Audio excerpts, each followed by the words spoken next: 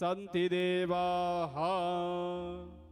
भूर्भुवः स्वः भागवत नारायणाय नमो नमः। गन्धाक्षतपुष्पैः सम्पूज्य पोथी नारायणाय नमो नमः। बालकृष्णाय नमो नमः। भगवती श्री तुलसी देव्यै नमः।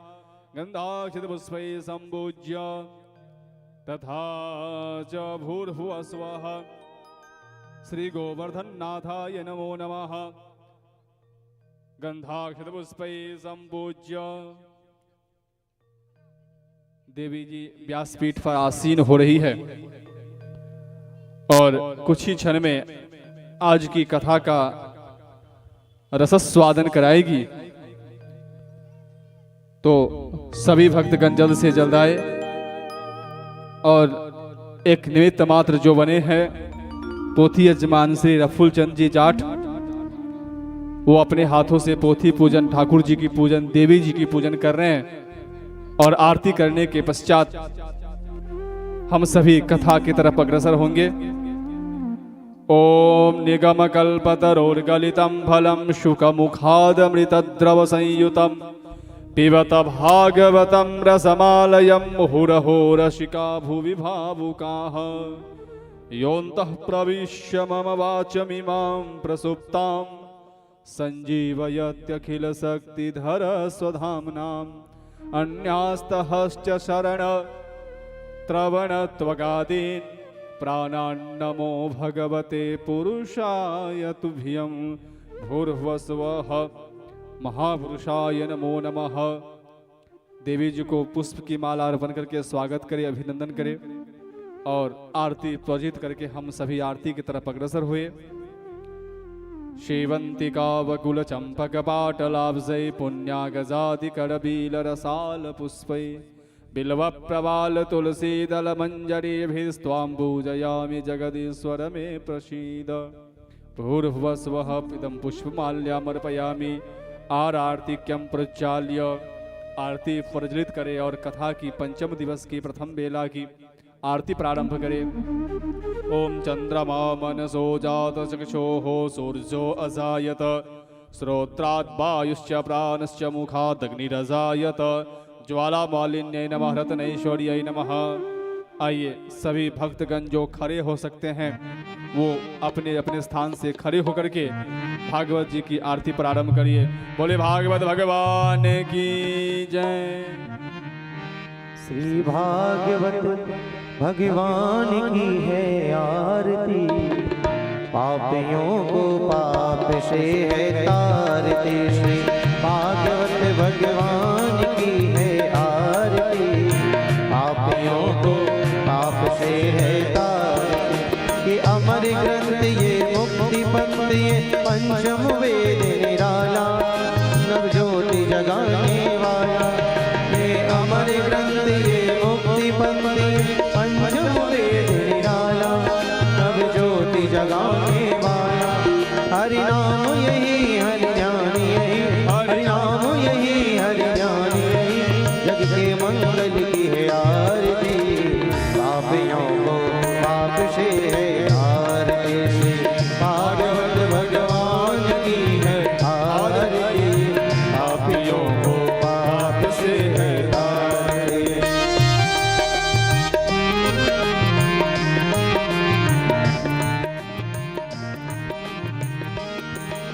शांति गीत पावन पुनीत पापों को मिटाने वाला, हरि दर्श कराने वाला।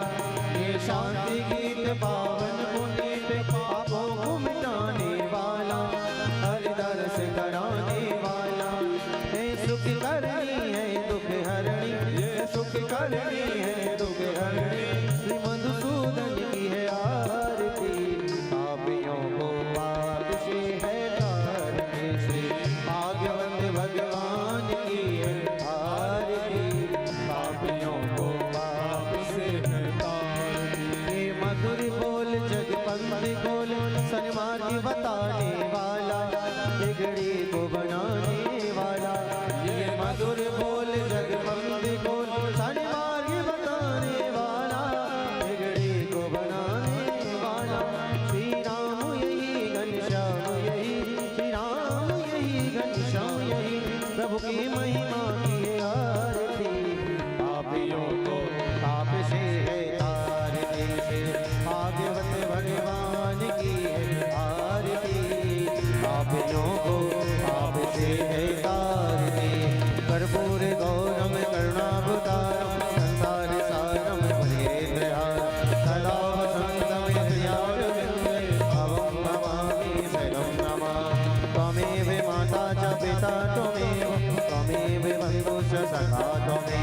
त्वमेव विद्या च धनं त्वमेव त्वमेव सर्वं देव हरे राम राम राम हरे हरे हरे कृष्ण कृष्ण कृष्ण हरे हरे कृष्ण कृष्ण हरे हरे कृष्ण कृष्ण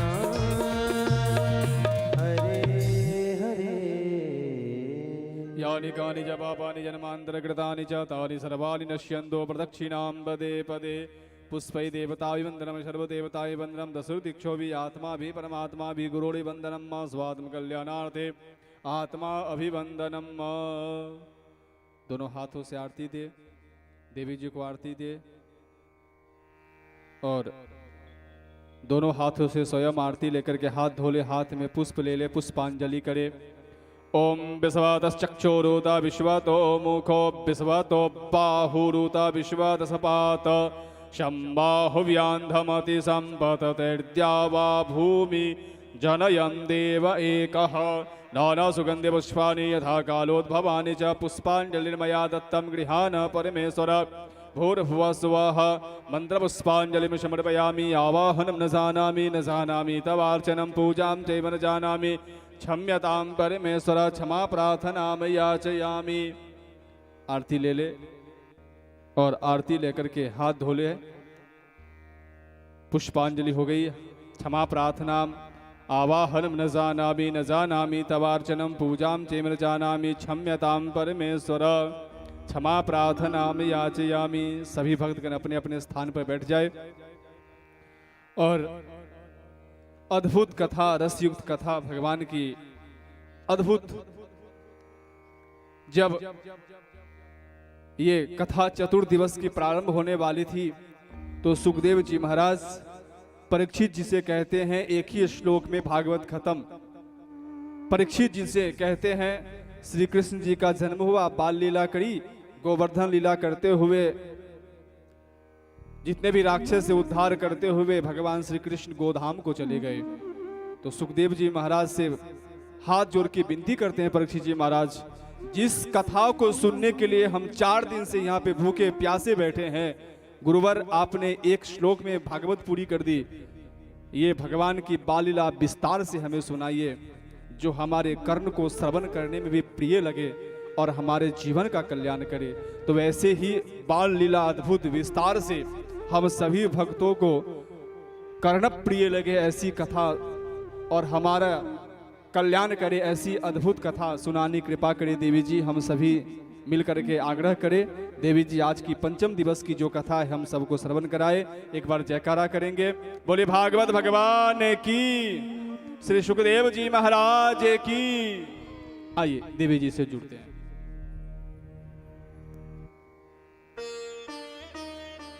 राधे राधे। ओम स्वस्ति श्री गणेशाय नमः। ओम स्वस्ति श्री सरस्वत्यै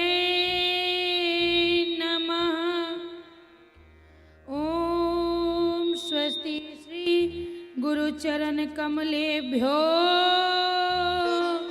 नमः। ओम नमो भगवती वासुदेवाय नमः। वक्रतुंड महाकाय सूर्यकोटि समप्रभा निर्विघ्नं कुरु मे देव सर्वकालेषु सर्वदा। नमस्ते शारदे देवी सरस्वती मति प्रदे वशत्वं मम जीवाग्रहे सर्वविद्या प्रदा भव। कृष्णं नारायणं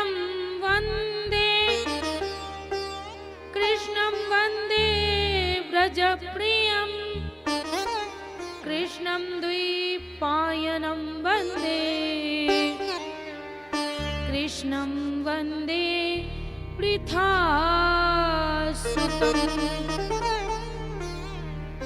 सच्चिदानन्दरूपाय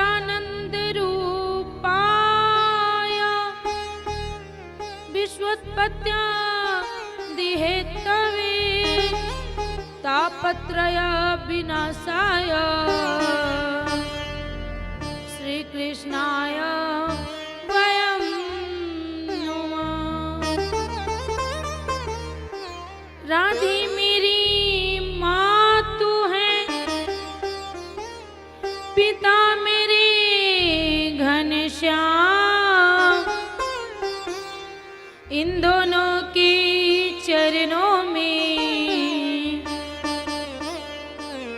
मेरा कोटि कोटि प्रणाम। राधे मेरी स्वामिनी, मैं राधे जो की दास, जन्म जन्म मोहे राखियो श्री चरणन में बास। मेरे प्यारे मोहना, मोह मन गयो समाय, तेरा मुख देखे बिना मोहि कछु नाही सुहाय। लेति सदा सुधी दीन की, सहज दया के धाम, जननी जनक इस जीव के प्रभु श्री सीताराम।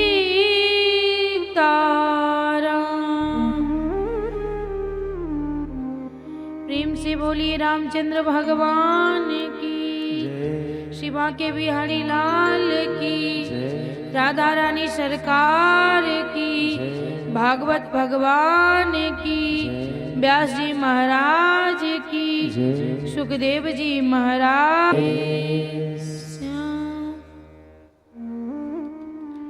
आइए अपने मन वाणी को पवित्र करने के लिए प्रेम से भगवान का संकीर्तन करते हैं।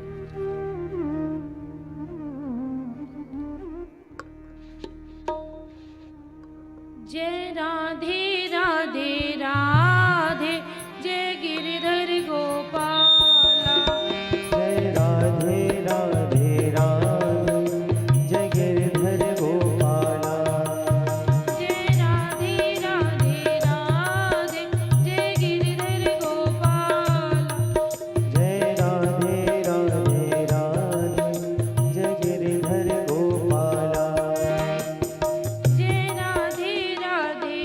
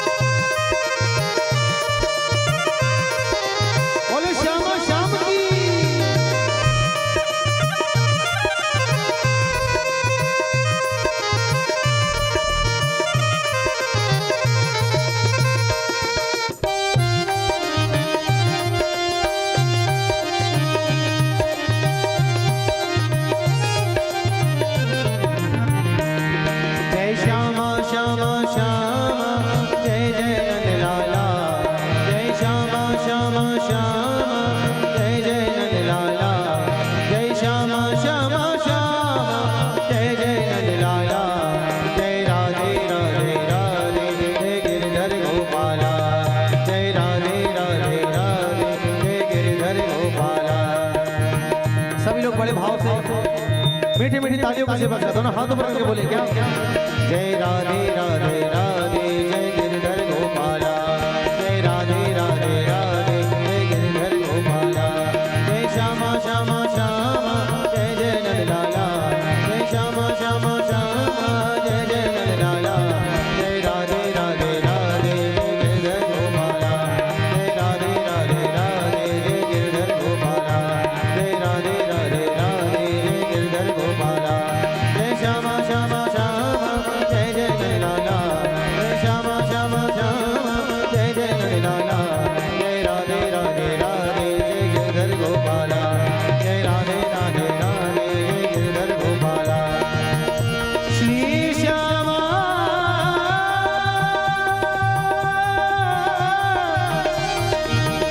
श्री श्यामा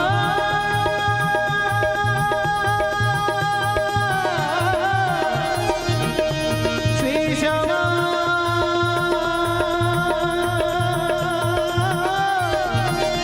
श्री श्यामा श्री श्यामा श्यामा श्यामा श्यामा श्यामा श्यामा श्री श्यामा श्यामा श्यामा श्यामा श्यामा श्यामा जय राधे राधे राधे राधे राधे राधे जय श्यामा श्यामा श्यामा श्यामा श्यामा श्यामा जय राधे राधे राधे जय गिरधर गोपाला, जय राधे राधे राधे जय गिरधर गोपाला, जय राधे राधे राधे जय गिरधर गोपाला, जय राधे राधे राधे जय राधे राधे राधे जय राधे राधे राधे गिरधर गोपाला।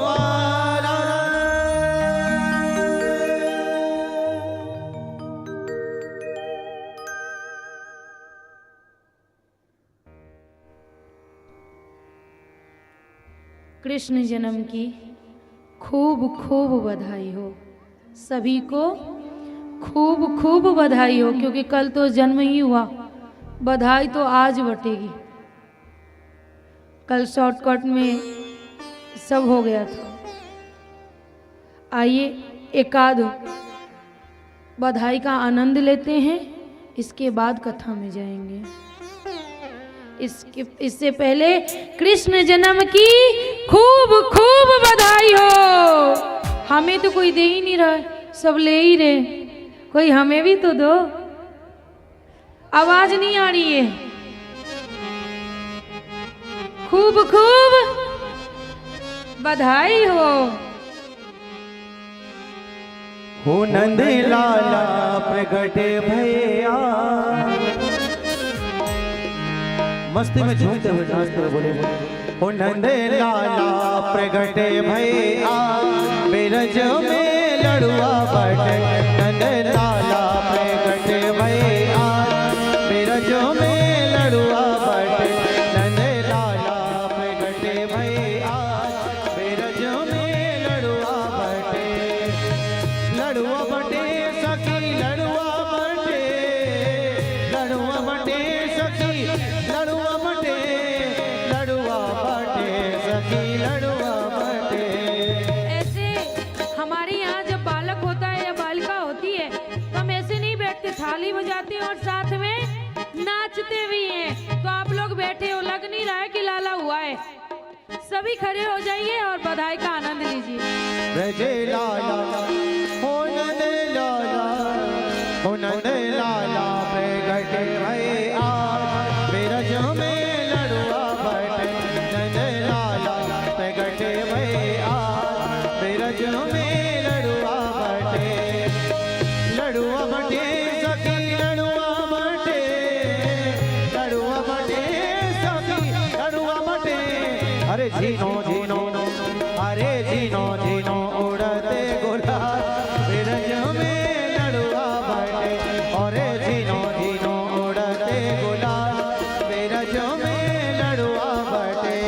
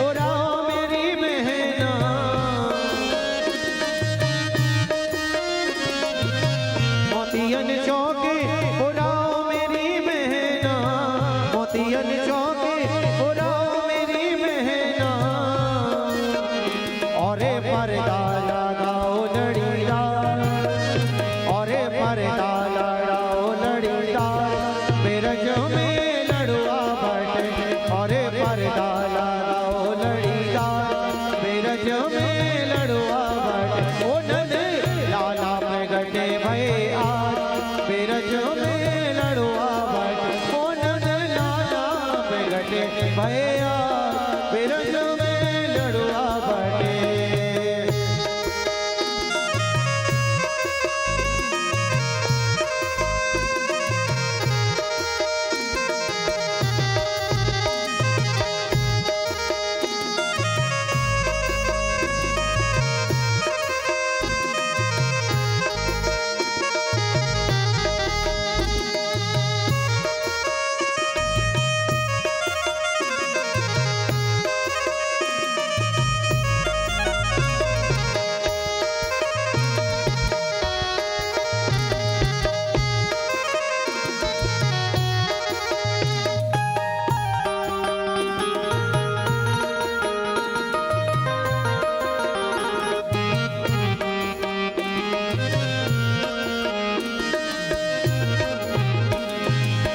गैया के दूध की खीर बनाओ, गैया के दूध की खीर बनाओ, खीरे बनाओ मैया खीरे बनाओ, खीरे बनाओ मैया खीरे बनाओ। गैया के दूध की खीर बनाओ, गैया के दूध की खीर बनाओ। और ब्राह्मण जीवाओ हजार, औरे ब्राह्मण जीवाओ हजार, गोकुल में लड़ुआ बटे। औरे ब्राह्मण जीवाओ हजार, बिरज में लड़ुआ बटे। लड़ुआ बटे सखी लड़ुआ बटे, लड़ुआ बटे सखी लड़ुआ बटे। अरे झीनो झीनो, अरे झीनो झीनो उड़ते गुलाल, बिरज में लड़ुआ बटे। अरे नंदेली को, अरे नंदेली को ब्रज लाला प्रगटे भैया, बिरज में लड़ुआ बटे।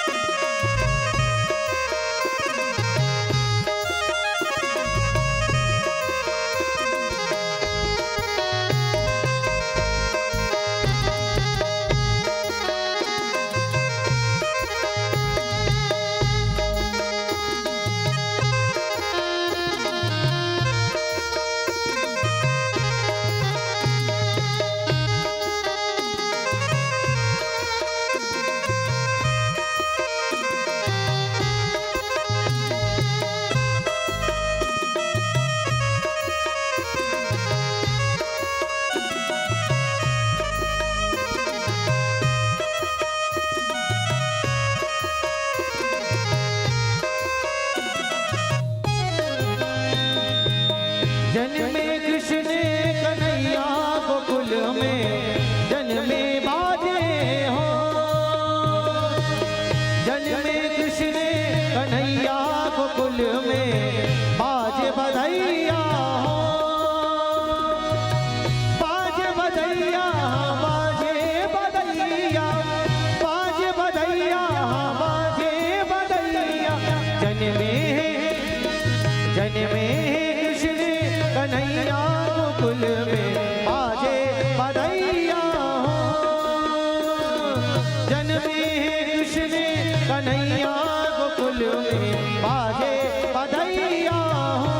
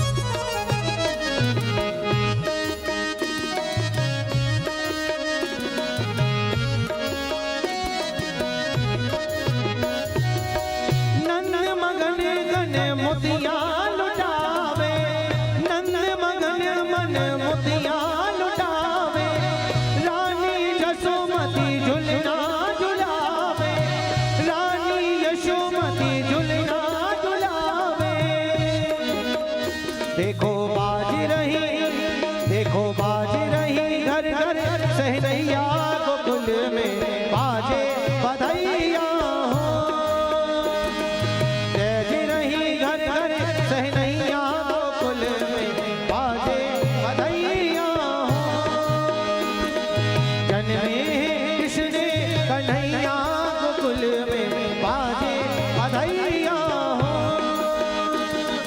बाजे कृष्ण कन्हैया गोकुल में बाजे बधैया हो।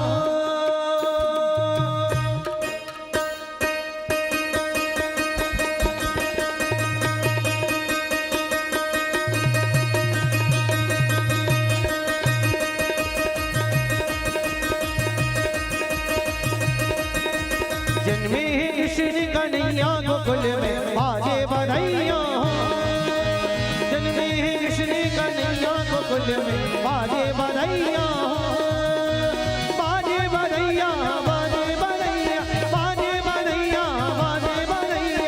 जन्मे हो जन्मे जन्मे कृष्ण कन्हैया गोकुल में बाजे बधैया हो, जन्मे कृष्ण कन्हैया गोकुल में बाजे बधैया हो, बाजे बधैया बाजे बधैया। बोलो नंद के लाला की श्री राधे राधे।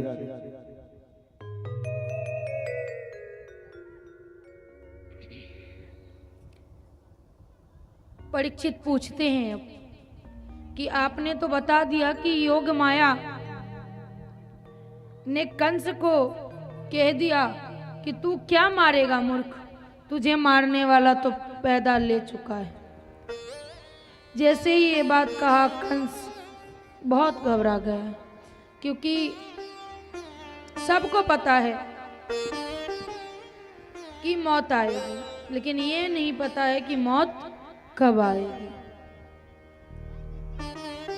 और जिसे पता चल जाए कि हम कल मरने वाले हैं, कितना डर लगता है। कंस को पता चल गया कि उसकी मौत जन्म ले लिया है, बहुत घबरा जाता है वो तो। परीक्षित पूछ रहे हैं कि गुरुदेव फिर नंद भवन में क्या हुआ? यहाँ तो योग माया आ गई, लेकिन नंद भवन में जो लाला गए थे, फिर नंद भवन का क्या हुआ? तो सुखदेव जी कहते हैं कि सुनो परीक्षित, 90 साल के नंद बाबा कितने वर्ष के हो गए थे? 90 वर्ष के।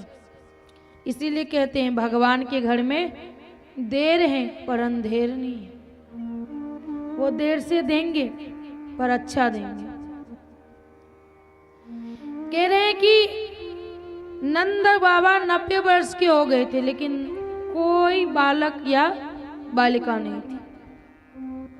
एक दिन की बात है, ब्राह्मण की मंडली आई। ब्राह्मण की मंडली आई तो नंद बाबा के पास तो इतने गाय थे। नंद बाबा ने खूब खीर मालपुए की पंगत करवाई उन लोगों को। अब अच्छे से ब्राह्मण को भोजन आदि दे दो, वस्त्र वगैरह दे दो, तो ब्राह्मण खुश हो जाते, उसे और क्या चाहिए। जैसे ही दक्षिणा देने लगे तो चरण छुआ नंद बाबा ने, तो ब्राह्मण देवता कहते हैं कि पुत्रवान भव।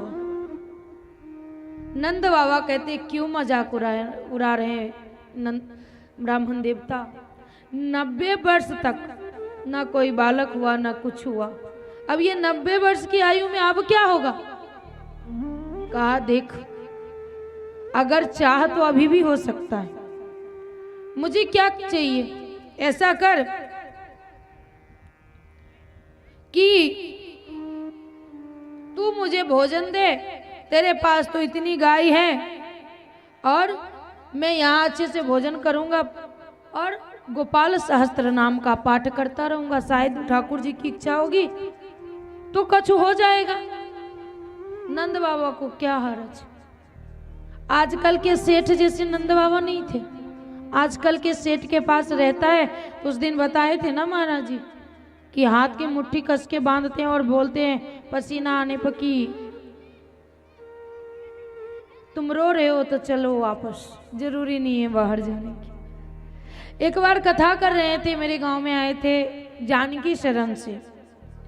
मैंने बचपन से उनकी कथा सुनी और वहीं से मेरी इच्छा थी कि मैं भी कथा करूं, क्योंकि हमारे गांव में 2 नवरात्रि, गणपति का पूजा, काली पूजा और छठ का महा उत्सव मनाया जाता है। और कृष्ण की जन्माष्टमी भी बहुत अच्छे से मनाई जाती है। और झंडा, अभी झंडा चल रही है हमारे गांव में, बजरंगबली की बहुत बड़ी झंडा बनती है। तो हर में कथाकार आते कथा करने के लिए। तो हम सब छोटे थे ना, तो सुनने जाते थे। पता है वो क्या बता रहे थे? वो बता रहे थे कि एक सेठ जी जो थे ना, वो बहुत कंजूस थे। तो जैसे हम कथा करने आए हैं, तो वो भी कथा करने गए थे। बताया कि कथा करने गए तो किसी ने वो सेठ जी पूछने आए कि गुरुदेव ऐसा कुछ उपाय बताइए हमें ताकि हमें धन खर्च भी ना हो और पुण्य भी मिल जाए। आज भी लोग यही सोचते हैं कि ऐसा कुछ हो जाए। अगर विवाह में या किसी छोटे पार्टी हो जाए, आज कितनी बड़ी यहाँ ज्ञान यज्ञ की गंगा बह रही है। पता चला है कि बजट अभी तक सही नहीं है, कोई पैसे नहीं दे रहे। लेकिन आज बच्चे का जन्मदिन आ जाए ना, तो 1 रुपए के बदले 10 रुपए खर्च करेंगे, लेकिन ऐसे काम में खर्च नहीं करेंगे। जब सेठ जी ने पूछा कि कुछ ऐसा उपाय बताओ ताकि पुण्य भी हो जाए और धन भी ना लगे, कहा एक पूजा है। तो क्या है? मानसिक पूजा। तो ये कैसे होता है महाराज जी? कहा देख, सुबह जाना, बिस्तर से उठना जब, तो मन ही मन सोच लेना कि मैंने स्नान कर लिया। उसी में स्नान कर लिया, ठाकुर जी का स्नान करा दिया। अब ठाकुर जी को भोग लगाने की बारी है, भोग लगा देना, हो गई पूजा। सेठ जी ने वैसे ही किया। सुबह सुबह वो चालू, स्नान आदि कर लिए, बिना नहाए स्नान आदि मन ही मन कर लिया। ठाकुर जी को स्नान करा दिया, ठाकुर जी को तैयार करवा दिए और ठाकुर जी को भोग भी लगा दिए। अब सोचे कि जब मानसिक पूजा ही करनी है तो भोग रोज रोज नई प्रकार से लगाए, क्यों जरूरी है कि वो मूंगफली और मिश्री का लगाए? रोज नया नया भोग लगाते हैं, मानसिक ही तो करना है। तो मिथिला में दही और चूड़ा का बहुत महत्व है, उसके बिना कुछ नहीं होता।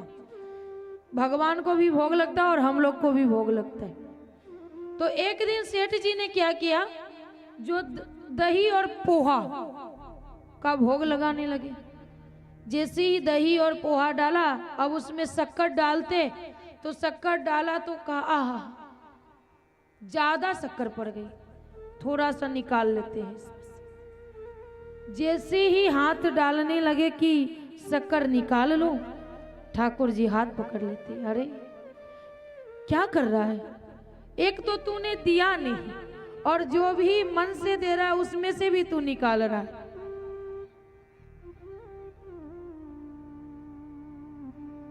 तो नंद बाबा ऐसे नहीं थे। नंद बाबा ने कहा कि इतने लाख गाय है, दूध अपने घर की, दही अपने घर की, मक्खन अपने घर की, तो ब्राह्मण देवता खाएंगे तो क्या हर्ज। उन्होंने चालू कर दिया क्या? गोपाल सहस्त्र नाम का पाठ। आज भी जिनको संतान नहीं होता, अगर वो गोपाल सहस्त्र नाम का पाठ करें या करवावे, तो आज भी संतान होने का अच्छा खासा चांस है। गोपाल सहस्त्र नाम का पाठ करवाते करवाते एक दिन पता चला कि यशोदा मैया गर्भवती, लेकिन उन्होंने बंद नहीं करवाया, तब तक चलता रहा जब तक लल्ला हो नहीं गई। एक दिन की बात है, जिस रात लाला ने जन्म लिया, उस सुबह जब उनकी बहन को पता चला था कि उनकी भाभी गर्भवती है, तो वो 6 महीने पहले से आके बैठी थी कि इतने दिन पे बालक या बालिका आएगी तो नेक भी अच्छा खासा मिलेगा। नंदा और सुनंदा 6 महीने पहले से आ बैठी। एक उसी सुबह जब नंदा और सुनंदा ने कहा कि आज भाभी देर तक क्यों सोई, देखने गई तो लल्ला बाजू में खेल रहा था। खुशी के मारे नाचती हुई गाती हुई यमुना के तट पे गई। कहाँ? यमुना के तट पे, जहां नंद बाबा अपने स्नान आदि करके अपना पूजा पाठ करने में लगी थी। दौड़ते दौड़ते गई। अब ये दशा देख करके नंद बाबा पूछते हैं, हुआ क्या तुझे? कहा पहले चलो तो बताऊं कि हुआ क्या। कहा नहीं, पहले बता तो मैं चलूं। कहा भैया बधाई हो, बधाई हो, अपने घर में लल्ला हुआ है। नंद बाबा तो सब कुछ वहीं छोरा झोरा झपटा आ गए नंद भवन। खुशी के मारे जैसे लग रहा है कि आज एक अलग सा ही माहौल है। नंद बाबा बहुत खुश हैं। लेकिन जब लल्ला का मुख दिखाने का बारी आता है ना, तो सबसे पहले नेक लेते हैं दाई। दाई नेक लेती है, इसके बाद ही बच्चे का मुख देखने देती है। नंद बाबा ने पहले विद्वान को बुलाया, वेद पाठ कराई, इसके बाद स्वस्ति वाचन, जात कर्म संस्कार आदि सब विधिवत संपन्न हो गया। जब तब बोले कि हमें लल्ला का मुख देखना है। और जो ब्राह्मण ने संतान गोपाल सहस्त्र नाम का पाठ किए थे, उसे 2 लाख गाय दान की। सोचो, एक आध गाय इधर से उधर हो जाती है तो हम लोग की मन घूम जाती कि कितनी जाम लग गई। 2 लाख गाय। कम से कम नंद बाबा ने 7 तिल की पहाड़ दान कर दी। तिल की पहाड़ सोचो कितनी बड़ी बड़ी होगी।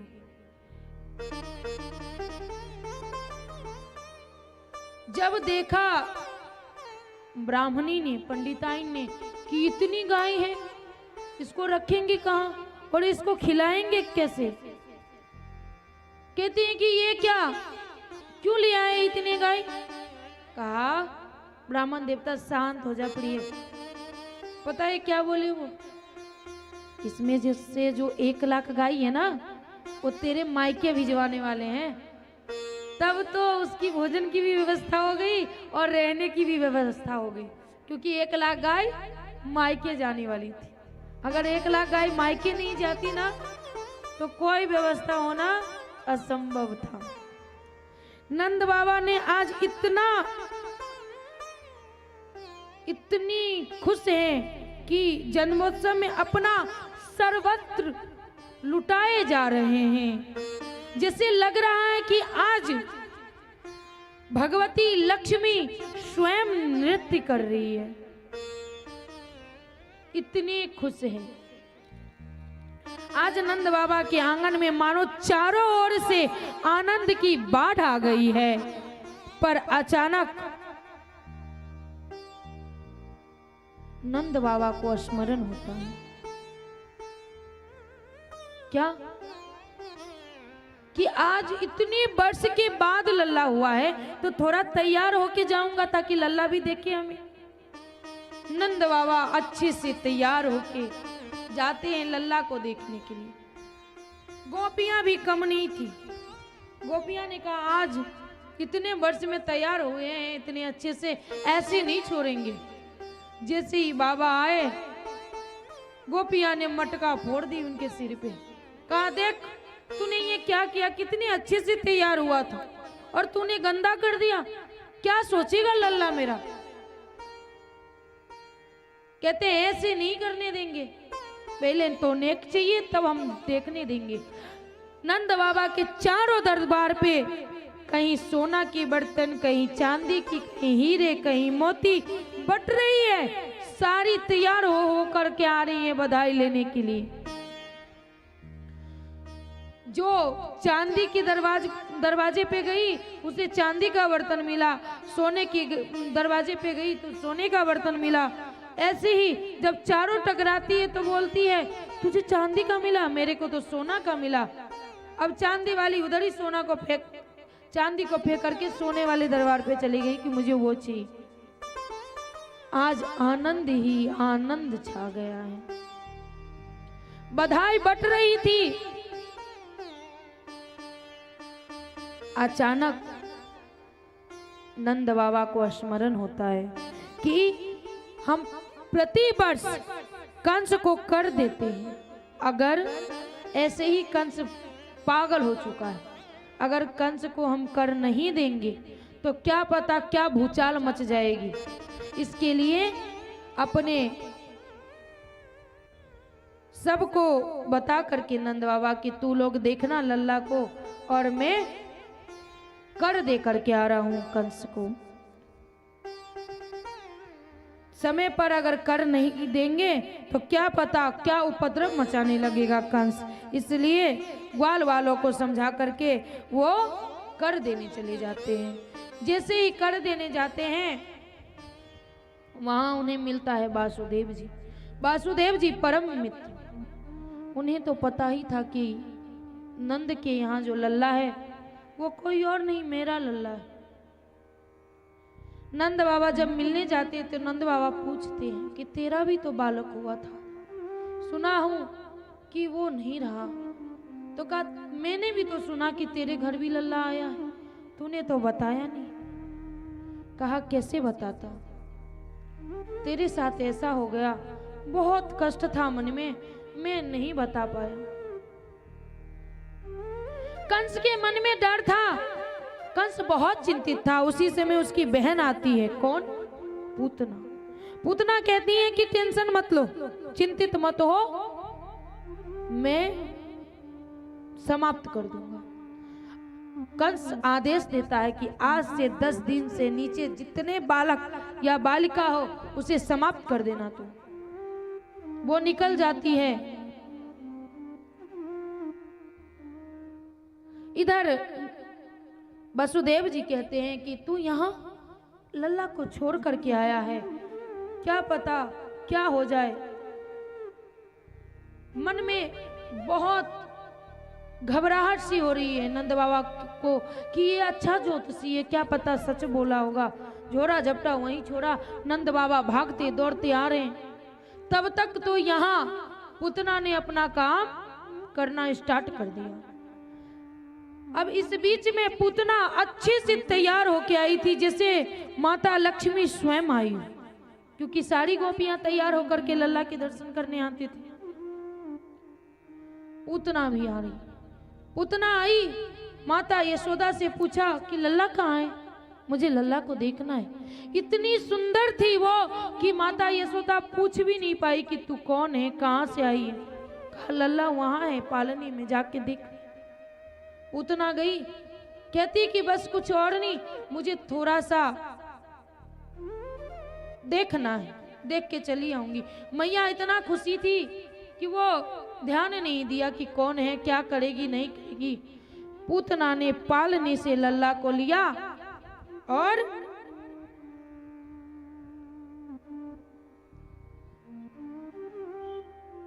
स्तनपान कराने लगी। जैसे ही स्तनपान कराने लगी, भगवान ने इतना कस के पकड़ा उसे कि वो चिल्लाने लगी। अब वो दूध की छोड़ो, विष छोड़ो। भगवान ने पूतना के प्राण पीने लगे। पूतना देखते देखते विशाल रूप में आ जाती है, कहती है पूतना छोड़ो मुझे, हे बालक मुझे छोड़ो। भगवान एक ही शब्द कहते हैं, पहले तो मैं किसी को पकड़ू नहीं, और जिस दिन पकड़ लूं चाहे जैसा भी हो उसे मैं नहीं छोड़ता। इतनी मुश्किल से तो मैं तुझे पकड़ा हूं। अर्थात गलत मत लीजिएगा कि पापियों को पकड़ते हैं।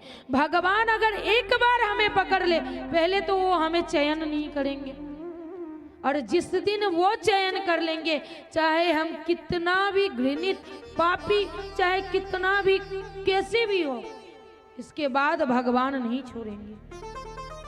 भगवान कहते हैं हम पहले तो पकड़ते नहीं, और जब पकड़ते हैं तो लाख विपत्ति आ जाए, लाख आंधी तूफान आ जाए, हम उसे नहीं छोड़ते। मीरा को छोड़ा उन्हें? नहीं छोड़ा। कितना कष्ट झेला मीरा ने, लेकिन कभी मीरा के हाथ उन्हें नहीं छोड़ा। देखते देखते पूतना विशाल रूप में आ जाती है और धर्राम से गिरती है, खूब जोरों की आवाज आती है। माता यशोदा रोने लगती है कि क्या हुआ, लल्ला कहाँ गया। और पूतना पता है कितनी दूर में गिरी? 6 कोस में। जितने पेड़ पौधे थे सारे उसके अंदर आ गए, चप गए। दूर से ही देखे सारे ने कि बालक स्तन पकड़ रखा है। सबने सीढ़ी लगा करके चढ़ा और बालक को उतारा। जैसे ही बालक को उतारा, बालक तो सही था। मैया यशोदा जोर से गले लगा करके रोने लगती कि क्यों मैंने अकेले छोड़ा।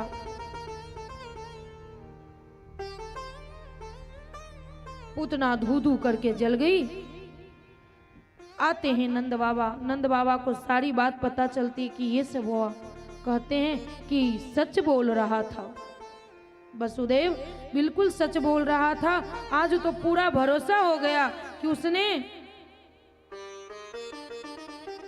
कहा और मैं बेकार ही छोड़ के गया था। अब मैया यशोदा बहाने ढूंढने लगती हैं। किस चीज का? उत्सव मनाने का। क्योंकि 90 वर्ष के बाबा थे तो लमसाड़े लल्ला ने आज करवट बदला। मैया कहती हैं देख उत्सव तो मना, लेकिन लल्ला अभी सो रहा है, उसे सोने दे। कहा देख बुलाया है तो हम नाचेंगे भी, गाएंगे भी और ताली भी बजाएंगे। इससे अच्छा कि तू लल्ला को कहीं और रख ले। कहा ठीक है। बैलगाड़ी पे बहुत सारी दही, दूध, और लल्ला ने सोचा कि ऐसे मैया नहीं लेगी, जब उठे तो रोना पड़ेगा। लल्ला रो रहे हैं, लेकिन मैया ने ध्यान ही नहीं दिया क्योंकि नाचने गाने में लगी थी। अब वो तो थे भगवान। भगवान को अनुभव हो गया कि ये कोई और नहीं, सकट भंजन नामक दैत्य है। लल्ला ने धीरे से बैलगाड़ी में पग सटाया और बैलगाड़ी को धराम से पटक दिया और सकट भंजन को उद्धार कर दिए। ये जब देखे मैया ने, मैया आश्चर्यचकित की ऐसे कैसे हो गया ये। उसमें से बाल ग्वाल देख रहे थे। कहा आपके लल्ला ने किया है। कहा लल्ला इतना छोटा ऐसे कैसे कर सकता है। कहा मैया ये तो पहले उठा, बाद में रोया, और जब आप नहीं आई ना तो इसने बैलगाड़ी में पैर सटाया तो बैलगाड़ी गिर गई। मैया कहती क्यों मजाक करता है, क्यों मेरे लल्ला पे दोष लगा रहा है। एक दिन की बात है, ऐसे ही मैया गोद में लेकर खिला रही थी। कंस, भगवान देख रहे कि कंस को शांति नहीं मिली है। पहले तो पूतना भेजा, इसके बाद सकट भंजन को भेजा, अब कंस ने त्रिनावर्त को भेजा। कहा त्रिनावर्त आ रहा है। अगर मैया यूं ही गोद में लेके बैठी रहेगी तो हम तो उसका उद्धार ही नहीं कर पाएंगे। इसके लिए लल्ला रोने लगते। लल्ला रोने लगते तो मैया उछाल उछाल के खिला रही है। जब तक उछाल उछाल के खिला रही है तब तक लल्ला शांत। जैसे ही बैठती थी लल्ला फिर रोने लगे। लल्ला कहा ऐसे मम्मी नहीं, मैया नीचे नहीं रखेगी, अब अपने आप का वजन बढ़ाना पड़ेगा। धीरे धीरे लल्ला ने क्या किया, अपना वजन बढ़ा दिया। जैसे ही अपना वजन बढ़ाया, मैया कहती है कि आज तेरा वजन कुछ ज्यादा लग रहा है, इसके लिए तू नीचे रह और मैं तो चली काम करने के लिए। मन ही मन लल्ला सोच रहे हाँ यही तो मैं चाहता था। उसी समय त्रिनावर्त बवंडर के रूप में आता है और लल्ला को लेकर के चला जाता है। लल्ला ने तो अपना वजन बहुत बढ़ा रखा था, तृणावर्त तो सोचता है कि क्या पता पहाड़ को उठा लिया, क्या उठा लिया। आज कितना वजन है, ये छोटा सा बालक है लेकिन वजन तो पहाड़ की इतना है इसका। लल्ला दूर से ही देख रहे हैं, ये उस गोपी का घर है, उस गोपी का घर है। कहा अच्छा तृणावर्त, तूने मुझे पत्थर समझा है ना, तो आज पत्थर ही समझ आया है, तो पत्थर से ही पटक करके तेरा उद्धार करूंगा। तृणावर्त को गला पकड़ा और पत्थर पे जोर से उठा के पटका और तृणावर्त को उद्धार कर दिए। इसके बाद समय आई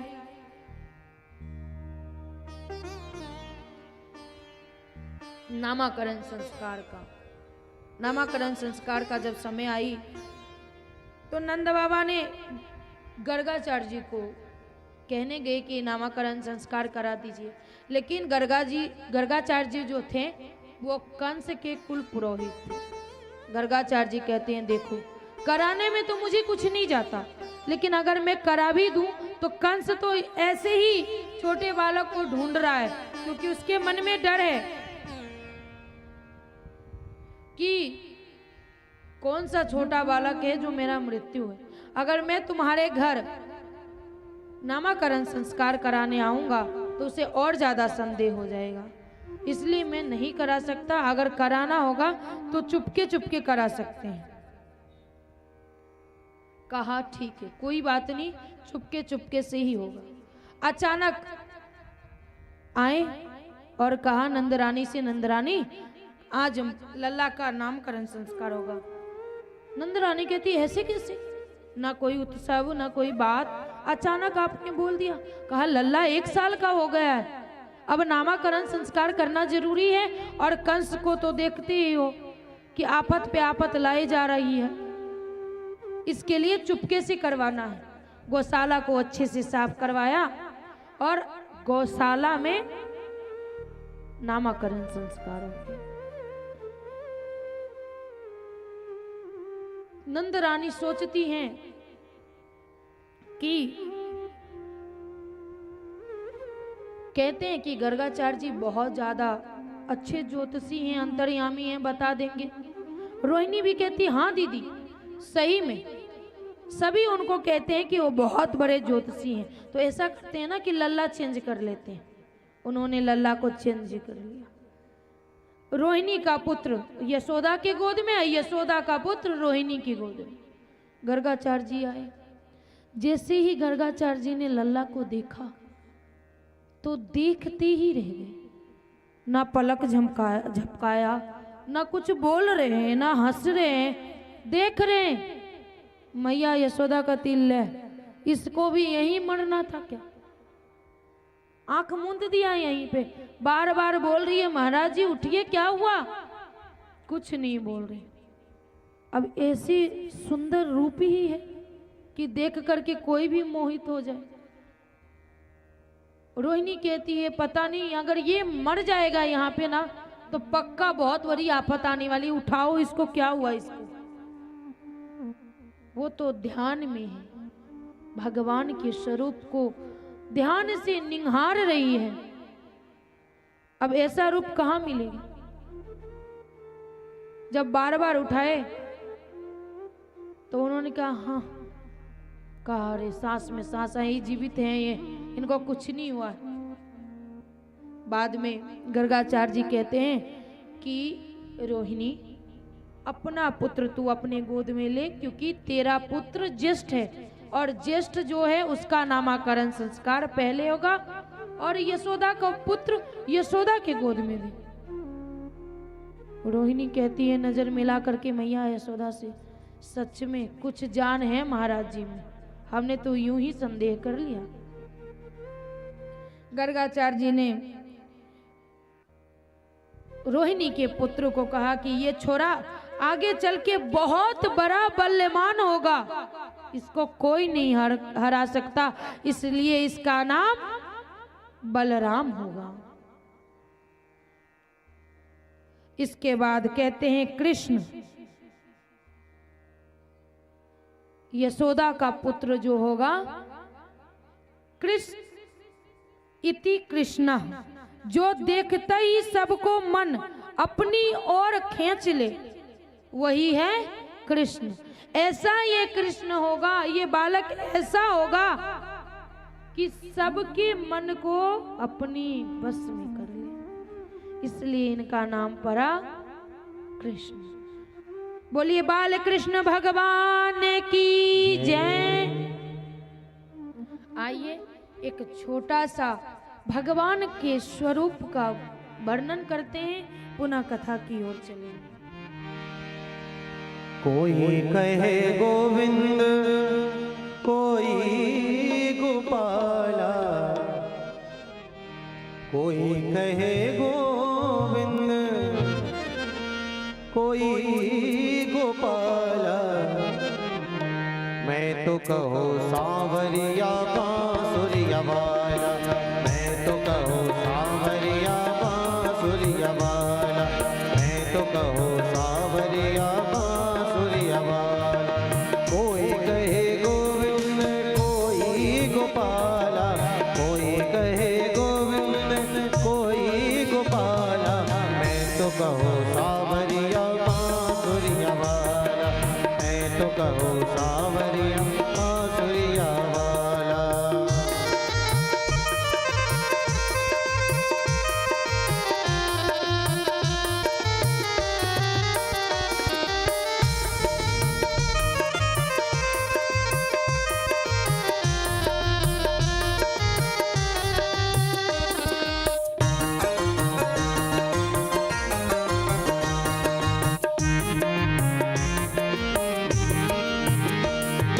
राधा ने श्याम कहा मीरा ने गिरधर, राधा ने श्याम कहा मीरा ने गिरधर, कृष्णा ने कृष्ण कहा खूब जाने नटेवर, कृष्णा ने कृष्ण कहा खूब जाने नटेवर।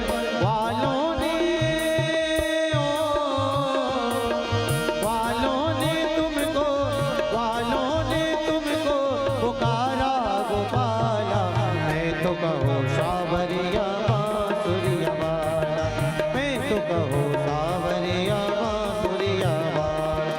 कोई कहे गोविंद, कोई गोपाला, कोई कहे गोविंद, कोई गोपाला, मैं तो कहो सांवरिया बांसुरिया वाला, मैं तो कहो सांवरिया बांसुरिया वाला।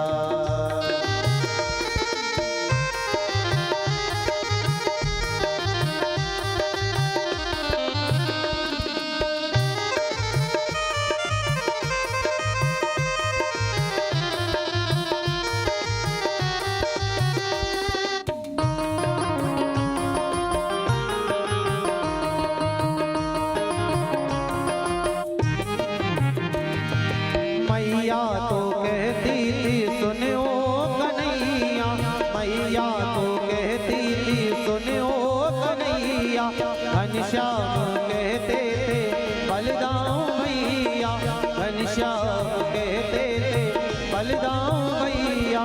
सूरा की ओ,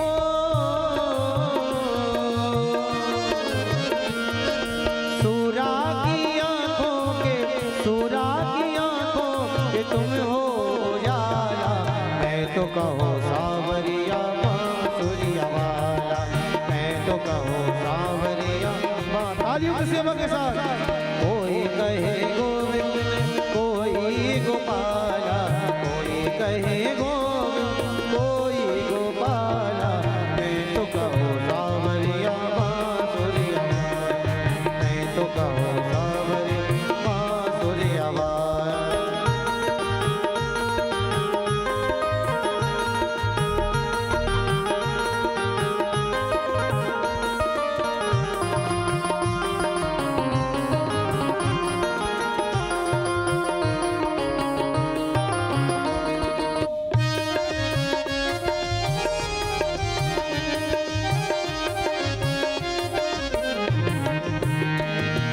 भीष्म के बनवारी अर्जुन के मोहन, भीष्म के बनवारी मेरे नाम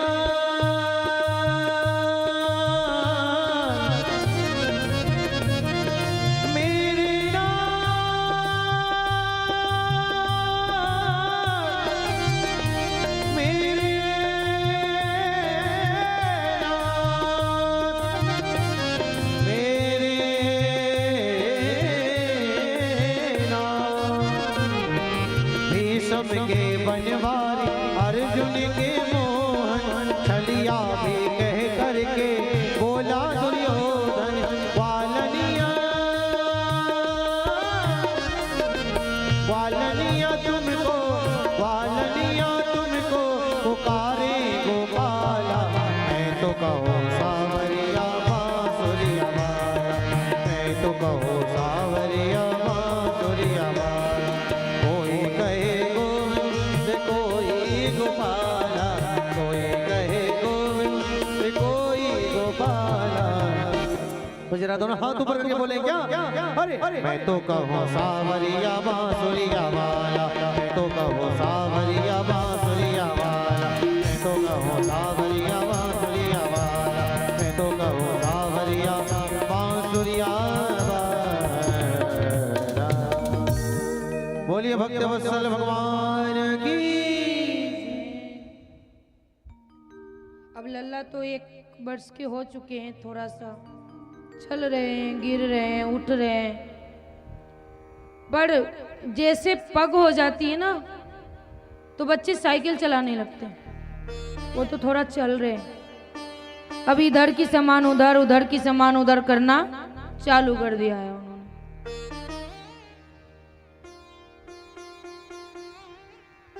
अब मैया वो जब चलते हैं ना तो पैर में उनके पैजनियां बांध दी, और पैजनियां जैसे जैसे वो चलते हैं तो वो छन छन बजती है, कभी गिर जाते कभी उठ जाते हैं। कहते हैं लोग कि एक बूढ़े की बिना और एक बच्चे की बिना घर पूरा सोना होता है, टाइम नहीं कटती। अगर बूढ़े रहे और बच्चे रहे तो पता ही नहीं चलता टाइम का। जैसे जैसे नया कुछ करते हैं मैया पूरी घूम घूम के कहती कि लल्ला आज मेरा ये किया, लल्ला ने ये किया, लल्ला ये किया। अब जब वो 5 वर्ष के हुए तो जब 5 वर्ष के हुए तो उन्होंने सोचा कि क्यों ना चोरी किया जाए। अब उनके 2 लाख गाय दान किया, कितनी लाख गाय थी उनके पास, पर तो भी वो थे नटखट। आज अयोध्या जाओगे ना तो वहां के बंदर शांत मिलेंगे। क्यों? क्योंकि रामचंद्र जी शांत थे। और जाना जरा वृंदावन, जब तक उनको फ्रूटी नहीं दोगे ना वो लोग चश्मे नहीं देते, पर्स नहीं देते, क्योंकि हमारे लल्ला ही नटखट थे। लल्ला सोचते हैं एक दिन कि क्यों ना चोरी की ट्राई की जाए, क्योंकि अगर घर में कर लेंगे तो बाहर, घर में सक्सेस बाहर भी सक्सेस। सभी लोग दोपहर में सो रहे थे, मैया काम कर रही थी।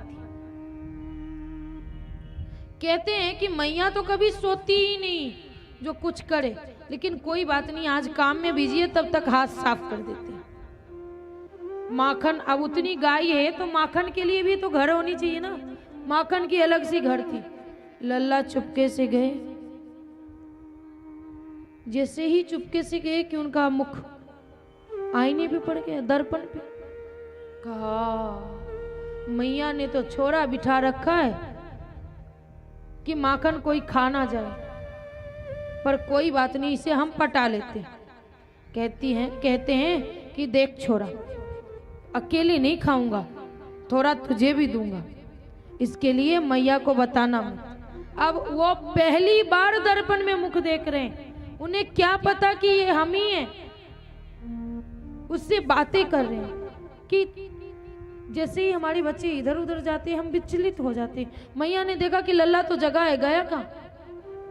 कहा लल्ला, आवाज दी, लल्ला कहाँ है? अब लल्ला, मैया यहाँ हूं। यहाँ क्या कर रहा है? कहा देख मैया, ये जो छोरा है ना वो चोरी करने के लिए आया था, उसे मैं पकड़ने आया, मैं देख लिया और इसे चोरी नहीं करने दिया। मैया कहती अच्छा ऐसा क्या?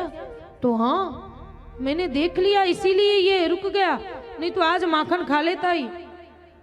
चल, कहा छोरा कहाँ है? तो चल तुझे मैं दिखाता हूँ। मैया की उंगली पकड़ के लल्ला दर्पण के सामने लाते हैं। कहा देख है ना वो छोरा। कहा छोरा के साथ तो मैया भी है।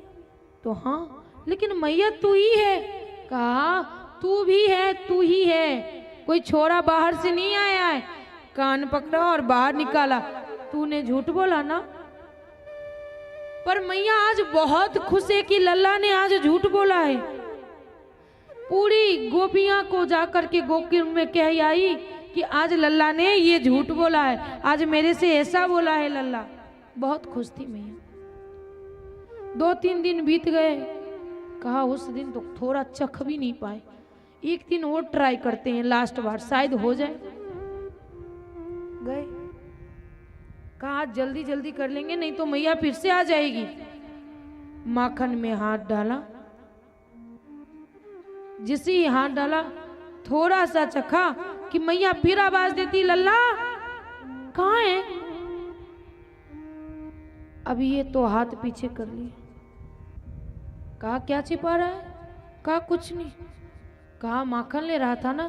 तो हाँ मैया तूने जो ये सोने का कड़ा पहनाया है ना, ये सूर्य की तपती धूप की वजह से जलन होने लगी थी, इसीलिए एक गोपी ने हमें बताया था कि मक्खन में हाथ रखोगे ना तो थोड़ा ठंड होगी, इसलिए मैंने मक्खन में हाथ रखा।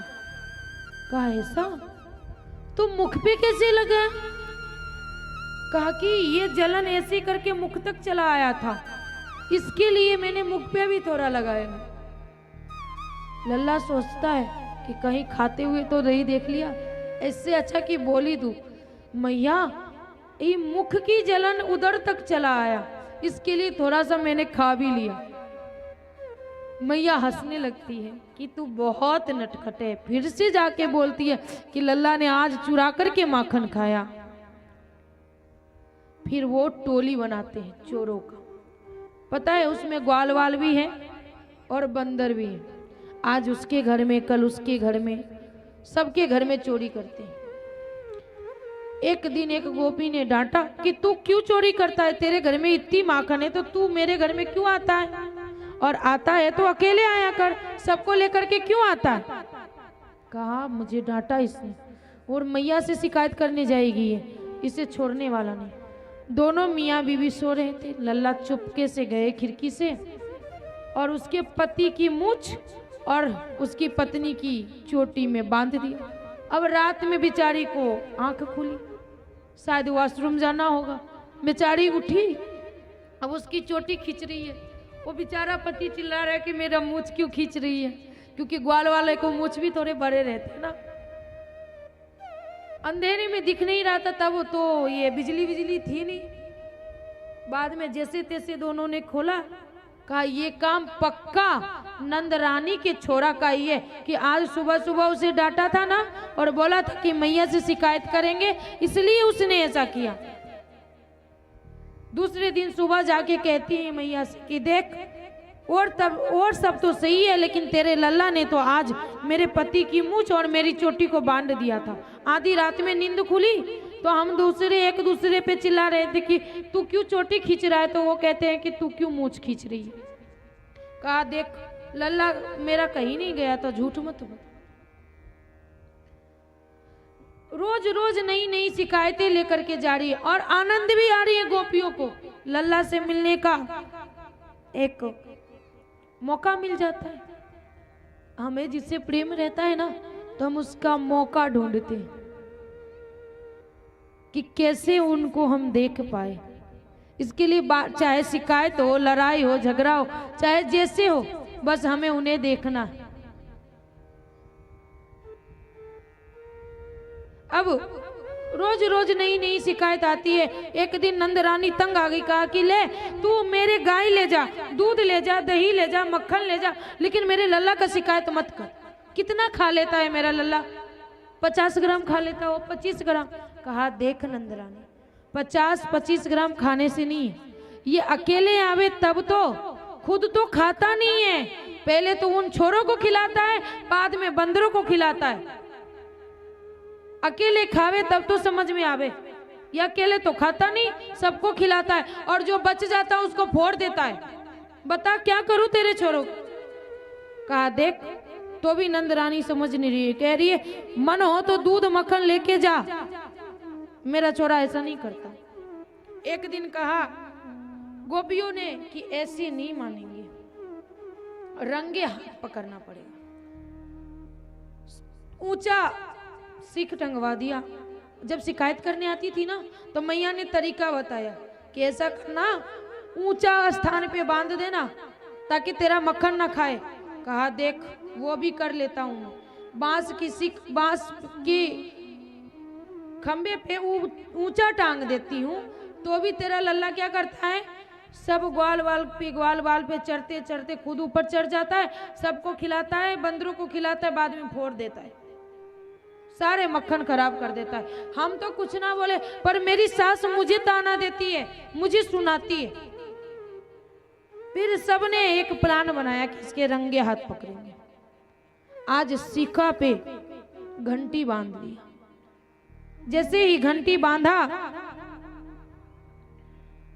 कहा घंटी को कि जैसे ही आवे वो नंदरानी का छोरा और तू बजने लगना। कहा ठीक है। आया, सारे ग्वाल वालों के चोर के ग्रुप आए और सब। कहा घंटी, लल्ला का नजर पड़ गया किस पे, घंटी पे। घंटी को कहा घंटी तू यहाँ? तो हाँ, गोपियों ने हमें टांगा है। तो क्या कहा है गोपियों ने? कहा कि आप खाओगे तो मैं बजने लगूंगा। कहा देख, मेरे राज्य में रहना है तो ऐसा कुछ मत करना। कहा ठीक है, मैं कुछ नहीं करने वाली। कहा ठीक है। सब एक दूसरे पे चढ़ गए, माखन चोरी किया, सबने खाया। तब तक घंटी चुप थी। जैसे ही उंगली से ऐसे ही लल्ला ने मुख में लगाया, घंटी टन टन टन टन बजने लगी। सारी गोपी आ गई, पकड़ लिया। कहते हैं लल्ला की देख, थोड़ी देर रुक जा, मैं चलूंगी साथ में, लेकिन रुक जा, मुझे घंटी से बात करने दे। कहा घंटी, मैंने कहा था ना कि मेरे राज्य में रहना है तो तुझे बजना नहीं है। कहा देखो प्रभु, आप भोग लगाओ और मैं बजू ना तो कौन मुझे रखेगा मंदिर में, ये बताओ। इसलिए मुझे बजना पड़ा। अब गोपियां घूंघट काट ली और चली नंदरानी की यहाँ। लल्ला कहते हैं उसके देवर की तरह, देख आज तो तू चला जा और कल जब चोरी करूंगा ना तो सबसे ज्यादा तुझे खिलाऊंगा। अब घूंघट के नीचे बेचारी को क्या दिखे, धीरे से उंगली छुड़ा लिए और उसके देवर की उंगली पकड़वा दिए और पीछे के रास्ते से कंबल ओढ़ करके सो गए। आई गोपियां शिकायत करने के लिए, नंदरानी देख तेरे लल्ला को आज मैंने रंगे हाथ पकड़ा है। आई नंदरानी दौड़ते हुए, कहती क्या बोली तू कि तूने मेरे लल्ला को रंगे हाथ पकड़ा है? क्या किया है मेरे लल्ला ने? माखन चोरी किया है, मटका फोड़ा है, सबको खिलाया है। देख आज रंगे हाथ, तू यकीन नहीं करती ना, आज मैंने रंगे हाथ पकड़ा है। कहा पहले घूंघट तो उठा ले, ये कौन है? तेरा ही तो देवर है और तू आरोप, मेरे मासूम सा लल्ला है, बार बार तू लोग आरोप लगाती है, मुझे बहुत कष्ट होता है। चल तुझे दिखाता हूँ कि मेरा लल्ला सो रहा है। ऐसे नटखट थी मैया, शिकायत करती ना कि मेरा बच्चा इतना शैतान है। बच्चे नहीं, ठाकुर जी ही शैतान थे, इसी का उन्हीं का लक्षण आ जाता है इन लोगों में, तो वो लोग शैतानी करते हैं। एक दिन ऐसे कर दिए लल्ला ने कि वो रोज देखते थे, किसको? राधिका को पसंद करते थे वो। एक दिन मैया से कहा कि मैया ऐसा करते हैं ना कि दुल्हन ले आते हैं घर को। मैया हंस रही कि इतना सा छोरा है और दुल्हन।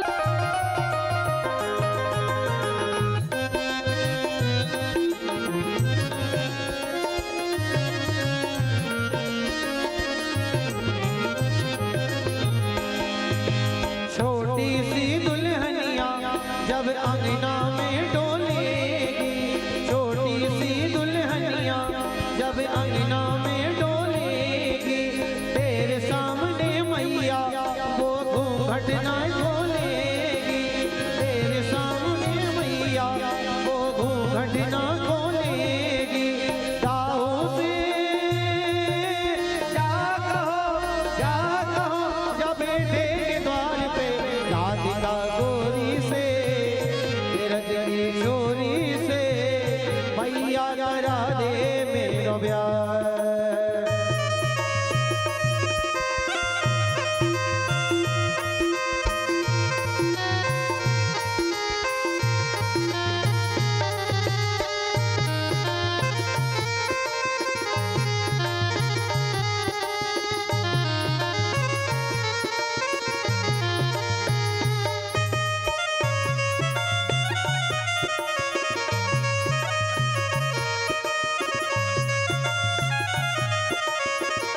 कृष्ण लाल की जय हो।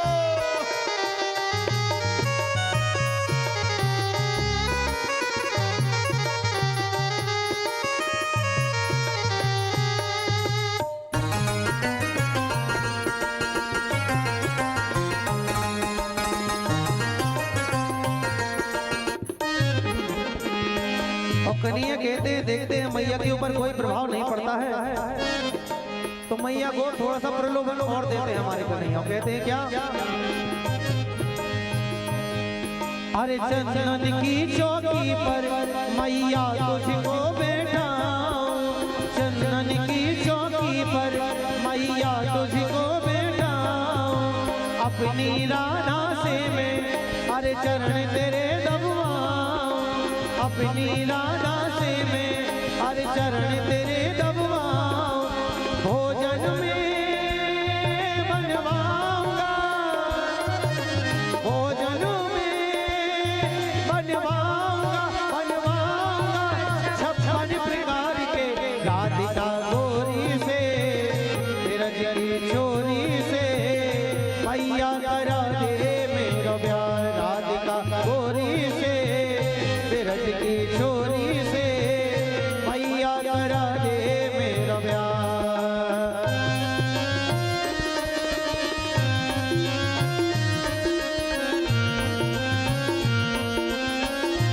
बोलो श्याम प्यारे की।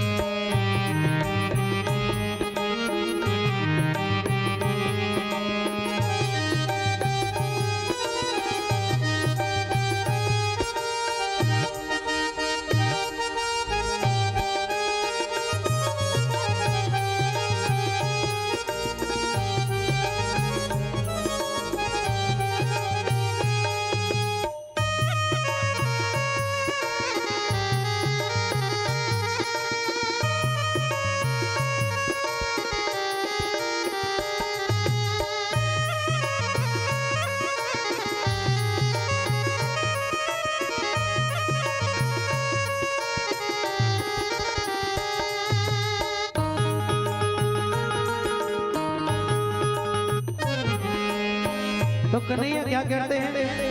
मैया का पहरा मुखड़ा देखते हो, कन्हैया क्या कहते हैं मैया से? अरे मैया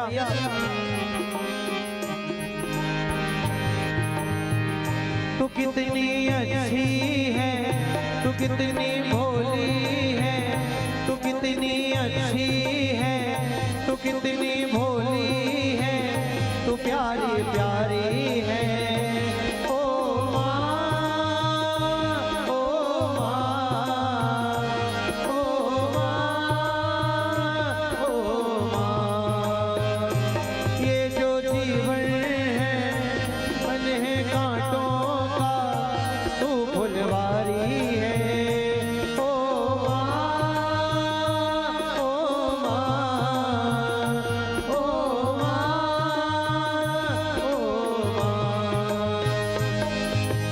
देख नहीं है से मैया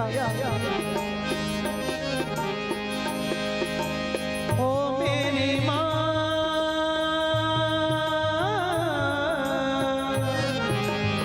मेरी माँ, ओ मेरी माँ, ओ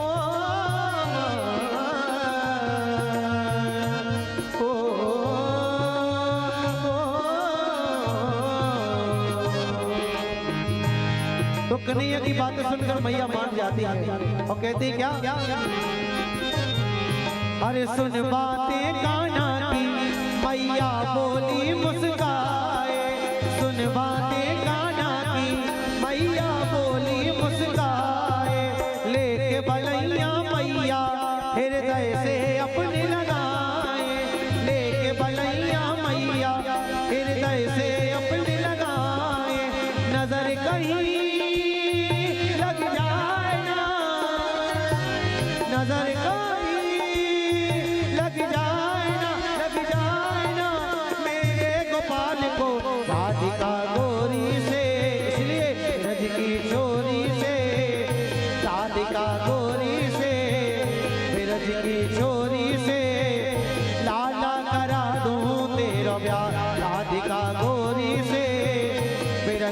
छोरी से मैया करा दे मेरा ब्याह राधिका गोरी से ब्रज की छोरी से मैया करा दे मेरा ब्याह लाला करा दो तेरा मैया करा दे लाला करा दो तेरा ब्याह।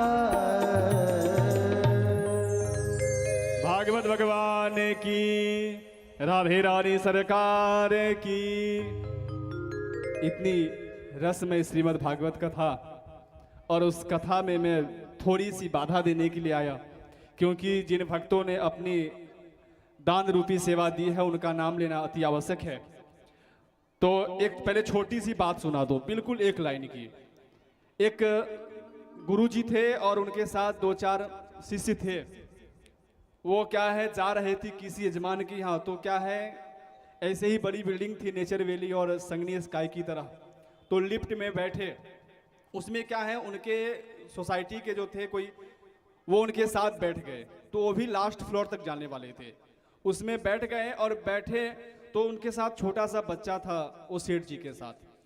तो वो बच्चे से कहता है, ए बाबू, ये गुरु जी है, इनको ढोक खाओ, इनको ढोक खाओ। पर बोला नहीं नहीं, बार बार कहा नहीं नहीं।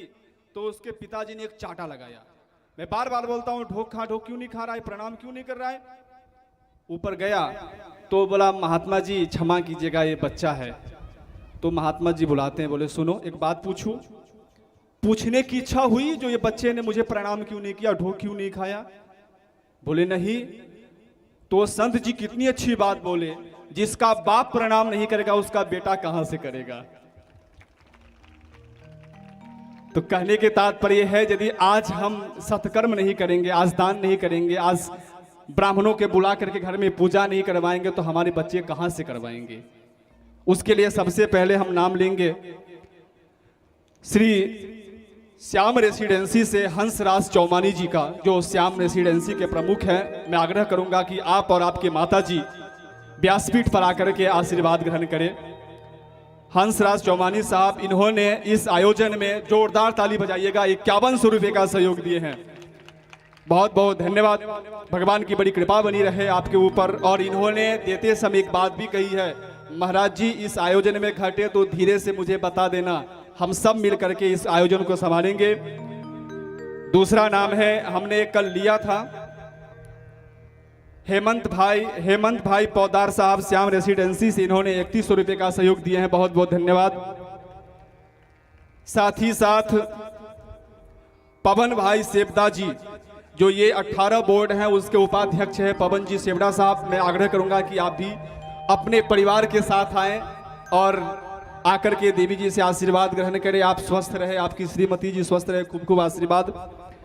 साथ ही साथ सूर्योदय प्लास्टिक, जो ये सामने में है, उन्होंने 1100 रुपये का सहयोग दिया, बहुत बहुत धन्यवाद। उनके बाद भोरल वाला मुरली भाई किराना वाले, मैं उनसे भी आग्रह करूंगा कि आप आकर के व्यासपीठ से आशीर्वाद ग्रहण करें, मुरली भाई किराना से। दूसरा है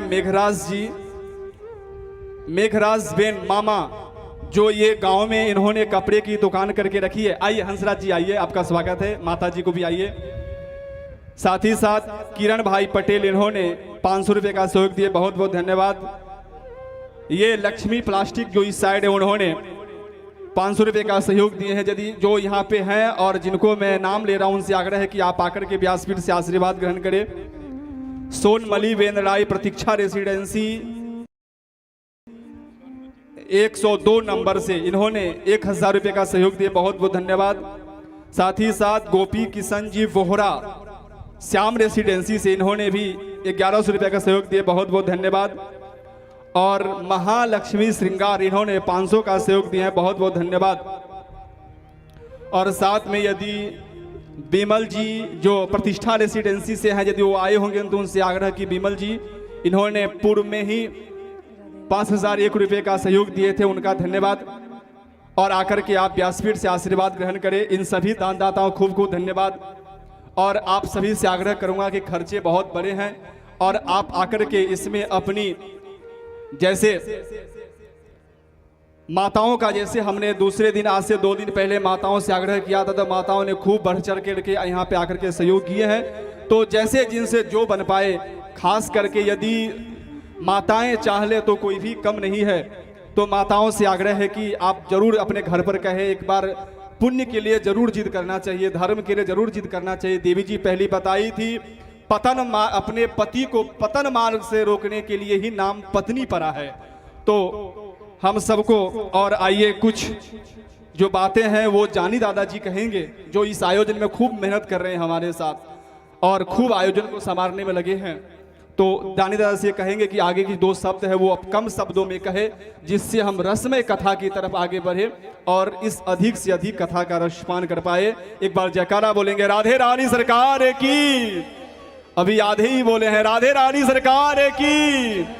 कल की और आज की उत्साह देखें आप सभी भक्तों का, बहुत ही अद्भुत उत्साह है।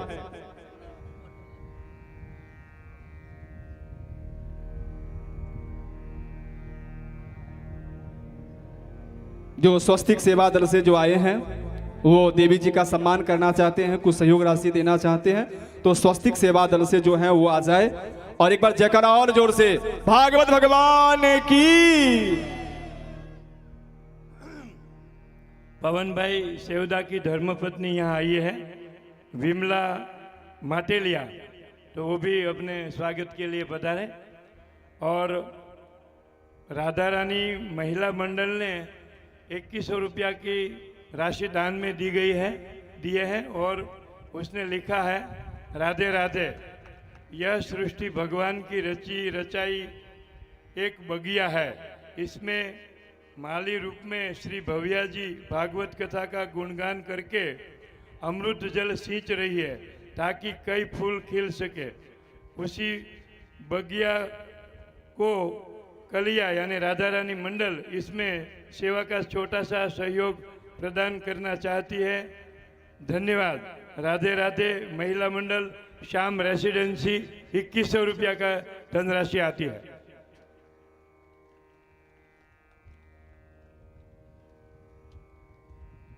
इन सभी दाताओं को खूब खूब धन्यवाद। भगवान की बड़ी कृपा उन सब पर बरसे। और स्वस्तिक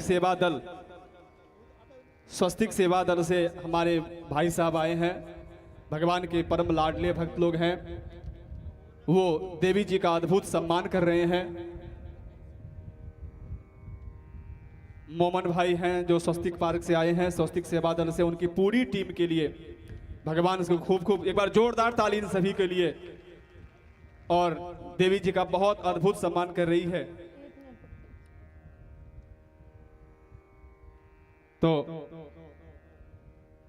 हमारे सेवदा साहब की श्रीमती जी आई हैं, वो भी देवी जी से आशीर्वाद ग्रहण करेंगे। बिमला माटेलिया जी जो पवन जी सेवदा साहब की श्रीमती जी हैं।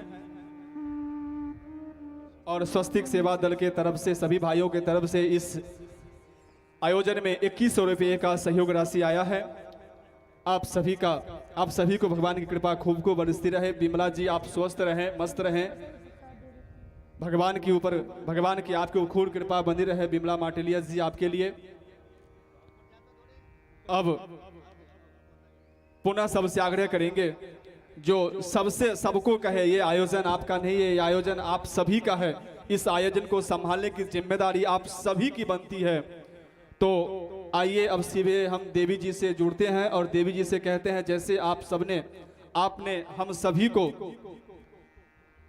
अपने ज्ञान रूपी गंगा में ओतप्रोत कर रहे हैं, हमारे जीवन को धन्य कर रहे हैं। तो जैसे कई ऐसे माताएं बहनें हमारे पास आई हैं और बोले हम भजन के काफ़ी प्रेमी हैं, बहुत अच्छे भजन लगते हैं। तो हम भजन के प्रेमी तब समझेंगे, जो हम देख रहे हैं केवल 2 माताएं यहाँ पर नृत्य कर रही है। भजन के प्रेमी तब होंगे जब सभी खड़े होकर के नृत्य करेंगे, तब पता चलेगा कौन कौन खड़े होकर नृत्य करेंगे तो फिर भजन होगी। कौन कौन? कोई नहीं। तो आइए खड़े हो जाइए, फिर भजन चालू करते हैं। बोली भागवत भगवान की। इस भगवान की बाल लीला में झूमे खूब। आइए चलते हैं। ओ मोटे मोटे नैनन के तू, मीठे मीठे बैनन के तू,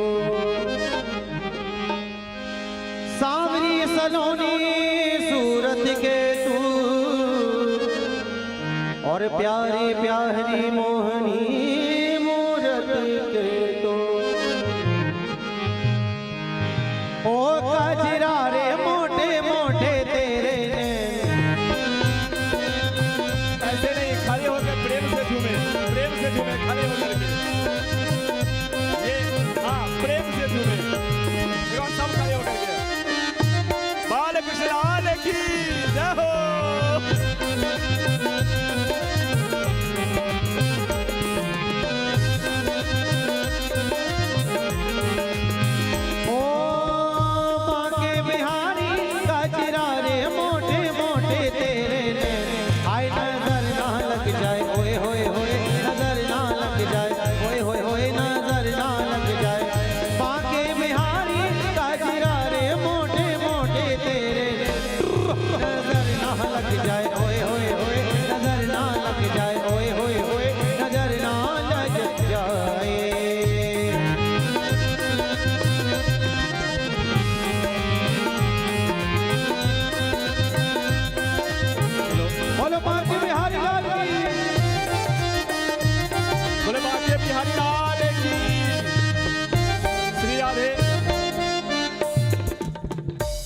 हमारी सूडा सहकार से अनुपमा झा जी आई हैं, वो भी आकर के देवी जी से आशीर्वाद ग्रहण करें, और साथ में अंकित झा जी भी।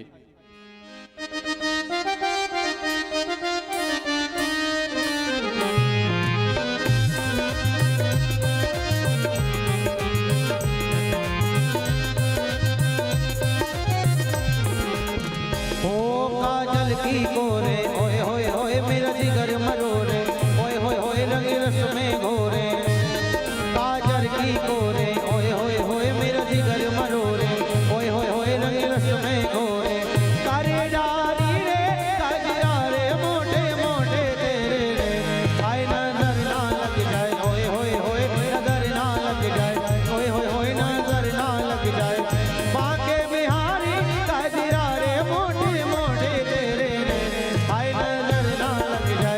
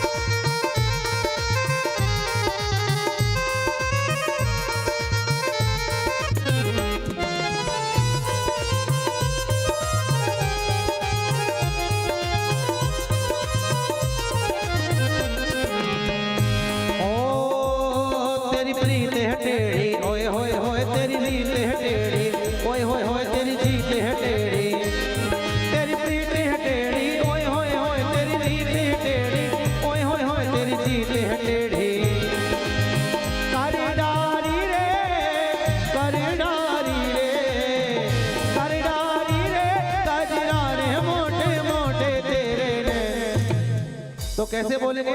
जरा दोनों हाथ ऊपर करिए सभी लोग। जिसको बांके बिहार में तो हाथ दिए वो दोनों हाथ ऊपर करिए, और जिसको हाथ नहीं दिए हैं वो दोनों हाथ ऊपर नहीं करेगा। दोनों हाथ ऊपर करके बोल क्या? हाय नजर ना लग जाए ओए होए होए, नजर ना लग जाए ओए होए होए, नजर ना लग जाए बांके बिहारी साजना रे मोटे मोटे तेरे। हाय नजर ना लग जाए ओए होए होए, नजर ना लग जाए ओए होए होए, नजर ना लग जाए ओए होए होए, नजर ना लग जाए। बोलो बांके बिहारी लाल की जय हो। लगता है कि नृत्य करने में शर्म आती है ना? शर्म लगती है। लेकिन अगर अभी डीजे बजा दिया जाए ना तो सभी नाचने लगेंगे, फिर सारी खत्म शर्म है ना? कहते हैं कि अगर भगवान के सामने नाचे ना तो कभी हमें दुनिया वालों के सामने नाचने की जरूरत नहीं पड़ती। लेकिन हम क्या करते हैं? दुनिया वाले के सामने नाचते हैं और भगवान को देखकर शर्मा जाते हैं। लेकिन ऐसा नहीं करनी चाहिए।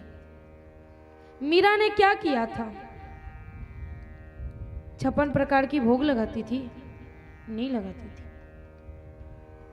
थी तो वो राजा की पुत्री और राजा की बहू, लेकिन उतनी सामर्थ्यता नहीं थी उसमें, क्योंकि उसने सारा राजपाट छोड़ दिया था। वो अपनी ठाकुर के लिए गाती थी और अपने ठाकुर के लिए नाचती थी। तो हम दुनिया वालों के सामने नाचने के मतलब ये नहीं हुआ कि हम डीजे पे नाचते हैं।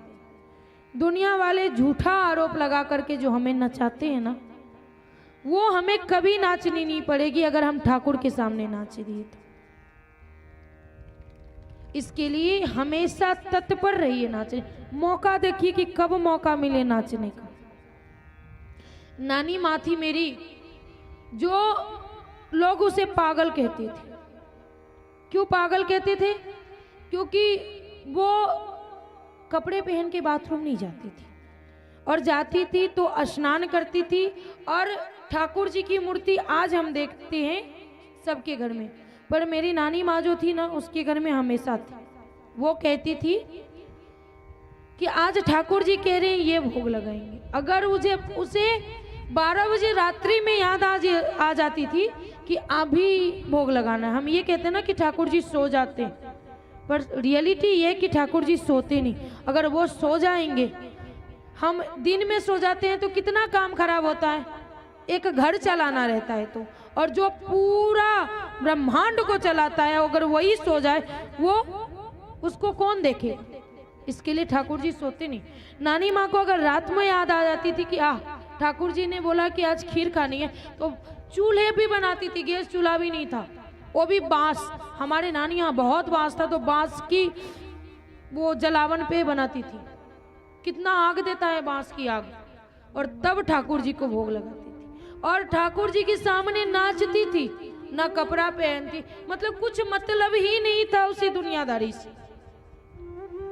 मैंने मीरा को तो नहीं देखा, लेकिन नानी माँ में मीरा को देखा था। इतना नाचती थी वो, इतना गाती थी ठाकुर जी के सामने। ये प्रेम तो इसमें आप लोगों का कोई दोष नहीं है। हम कहते हैं ना कि मैं भक्ति करने लगा हूं, या हमने शिव जी को छोड़कर ठाकुर जी को चयन किया है, ठाकुर जी को छोड़ करके शिव जी का चयन किया है। ये गलत है। ठाकुर जी ने हमें चयन किया है। ये इतने इंसान हैं, इतने मनुष्य हैं, इतने जीव हैं, फिर उन्होंने मेरे मन में ही क्यों भगवान के प्रति आस्था दिया? इसलिए भगवान को हम चयन नहीं करते, भगवान हमारी चयन करते हैं। तो जिस दिन भक्ति आ जाए ना, तो मन में ये सोच लेना कि ठाकुर जी ने शायद मेरा चयन कर लिया है। एक दिन अब लल्ला जब बड़े हो गए थे तो बड़े हो गए तो मैया ने सोचा कि ये मेरे दूध से इसको दिक्कत होगी, पेट भरेगा कि नहीं भरेगा, कष्ट होगा, इसलिए स्पेशल गाय मंगवाई मैया ने। स्पेशल गाय की दूध उबाल रही थी। लल्ला ने सोचा कि आज मुझे छोड़कर मैया दूध उबाल रही, इसलिए लल्ला ने क्या किया, उनकी जो सासू माँ ने जो मटका बनवाया था पौराणिक, जिसमें 100 क्विंटल दूध, 100 क्विंटल दही और 100 क्विंटल मक्खन आ जाए, इतनी बड़ी बड़ी मटका था। कन्हैया ने कहा आज मुझे छोड़ करके मैया दूध उबाल रही है ना, तो आज हम इस सारे मटके को फोड़ देंगे। एक डंडा लाए और सारे मटके को फोड़ना चालू कर दिया। मैया ने देखा कि लल्ला मटका तोड़ रहा है, दूध छोड़ के गई, सारी दूध उबल के गिर गई कि स्पेशल गाय की दूध, और वो लल्ला में लग गई। आज मैं नीचे ही गिर जाऊंगी। लल्ला ने धीरे धीरे करके सारी मटका तोड़ दिया। आज सच में मैया को बहुत क्रोध आया। कहा मैया आज मैं नहीं छोड़ूंगा इसे। उसी डंडा को उठाया, मैया पीछे पीछे दौड़ रही, लल्ला भाग रहे, दूर तक भागे जितना भाग चाहे। बाद में देखा पीछे मुड़ के मैया पसीने से भीग रही है। दया आ गई लल्ला को। लल्ला ने कहा अब नहीं भागना, अब पकड़ा जाते। जैसे ही पकड़ा गए, कान खींचते हुए मैया लाई उखल में बांधने के लिए। जितनी झड़ की रस्सी थी सबसे बांध दी, लेकिन 4 उंगली छोटी पड़ जाती थी, बंधा नहीं रहते। मैया परेशान हो गई। पता है वो 4 उंगली क्यों छोटी पड़ जाती है? उतना ही आत्मा और परमात्मा के बीच की दूरी है, बस 4 उंगली। इसीलिए हम परमात्मा को नहीं बांध पाएंगे, हम प्रेम को कभी बांध नहीं पाएंगे। और जिस दिन बांधने की कोशिश करेंगे ना, वो टूट जाएगी और छूट जाएगी। हम कभी भी ना तो परमात्मा को बांध पाएंगे और ना ही प्रेम को बांध पाते। बाद में लल्ला ने देखा नहीं मैया परेशान हो गई है, तो वो अब बंधा जाते हैं। इसके बाद भगवान ने यमला अर्जुन को उद्धार किया। एक बार गोकुल को छोड़ करके वृंदावन जा रहे थे सारे ग्वाल वालों के साथ। ग्वाल वालों के साथ वृंदावन जा रहे थे, तो उन्होंने देखा एक बत्सासुर नामक दैत्य रहता था एक बाग में, जहां तार का फल लगता था। सब ग्वाल वालों ने बताया कि यहाँ का तार का फल बहुत ही स्वादिष्ट और बहुत ही मीठी। बलराम जी कहते चलो खा के आते। ग्वाल वाल कहती नहीं मत जाना, क्योंकि वहां एक बैल रहता है और बैल जो है बहुत ही खतरनाक है, हम सबको मार देगा। कहते बलराम जी चल आज देख के आते और खा के आते, देखते हैं कौन सा बैल है। जैसे ही गए, बैल ने बच्चों पे दौड़ा। बलराम जी ने दोनों सिंग पकड़ करके वत्सासुर को घुमा करके इतनी जोर से फेंका और उसी समय वत्सासुर को उद्धार कर दिए। बोलिए बलराम जी महाराज की जय। इसके बाद बकासुर यमुना के तट पे आए, तो उन्होंने देखा कि एक बगुला बहुत ही बड़ा, एक चोंच नीचे और दूसरी आकाश में मुंह खोल के बैठा। कन्हैया ने क्या किया, गए पग रखा एक नीचे वाली चोंच पे और दूसरी हाथ डाल करके विकराल रूप करके कन्हैया ने बकासुर का उद्धार कर दिया। बोले बालकृष्ण भगवान की जय। ऐसे ही था अघासुर, अजगर के रूप में घोर जंगल में बैठा हुआ मुंह खोल के, मानो कि ये जो फ्लावर गार्डन बना है ना यहाँ डिंडोली में, वो कुछ भी नहीं, उससे अच्छा गार्डन बनाता हूँ। बच्चे तो लोभित होते हैं, फंस गए उसके जाल में, सब घुस गए उसमें, लाइट वाइट सब फिटती उसके मुंह में। कहा क्या आनंद है, इतनी सुंदर झरना, इतनी अच्छी अच्छी फूल लगी है, इतनी अच्छी अच्छी मधुमक्खी हैं, चल इसके अंदर जाके देखते। कन्हैया पीछे थे, सारे बच्चे घुस गए। जैसे ही घुसा, कन्हैया भी गए पीछे से। जैसे ही गए, अघासुर ने अपना मुंह बंद कर लिया। जैसे ही बंद कर लिया, अब सब अंधेरा हो गया, क्योंकि था तो पेट, उसमें लाइट कहां से आवे। अब सारे डरने लगे। कन्हैया कहते हम कुछ नहीं करेंगे, मैंने बोला था ना कि मत जा, और तू गया है तो आज हम कुछ नहीं करने वाले। सभी लोग कहते नहीं, अब से हम पूछ के करेंगे। कन्हैया ने देखते देखते विकराल रूप लिया और अघासुर का पेट फाड़ करके उद्धार कर दिया। बोलिए बाल कृष्ण भगवान की जय। एक दिन सारे ग्वाल वालों ने सोचा कि क्यों ना पिकनिक मनाया जाए। पिकनिक मनाया गया तो अब सब अपने अपने घर से कछु कछु लाएगा, तभी पिकनिक मनाएगा। तो सब अपने अच्छे, सबको बोल दिया गया कि सब अपने अपने घर से कछु कछु लाना। कहा ठीक। इसी में एक उनके परम मित्र थे श्रीदामा, सुदामा नहीं, श्रीदामा।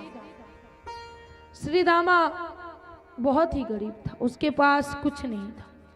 3-4 दिन की बासी छाछ लेके आया। सब ने मालपुए, पूरी, जलेबी, मिठाइयाँ, मक्खन इत्यादि इत्यादि लेके आए। श्रीदामा ने सोचा कि सड़ी हुई छाछ अगर हम देंगे, ये बासी छाछ देंगे तो सभी मजाक उड़ाएंगे। ऐसा करते हैं कि हम खुद ही पी जाते हैं। जैसे ही पीने लगते हैं, जल्दी जल्दी कि मुख से गिरने लगता है। कन्हैया ने कहा कि तेरी आदत नहीं गई है तू अकेले खाने का ना।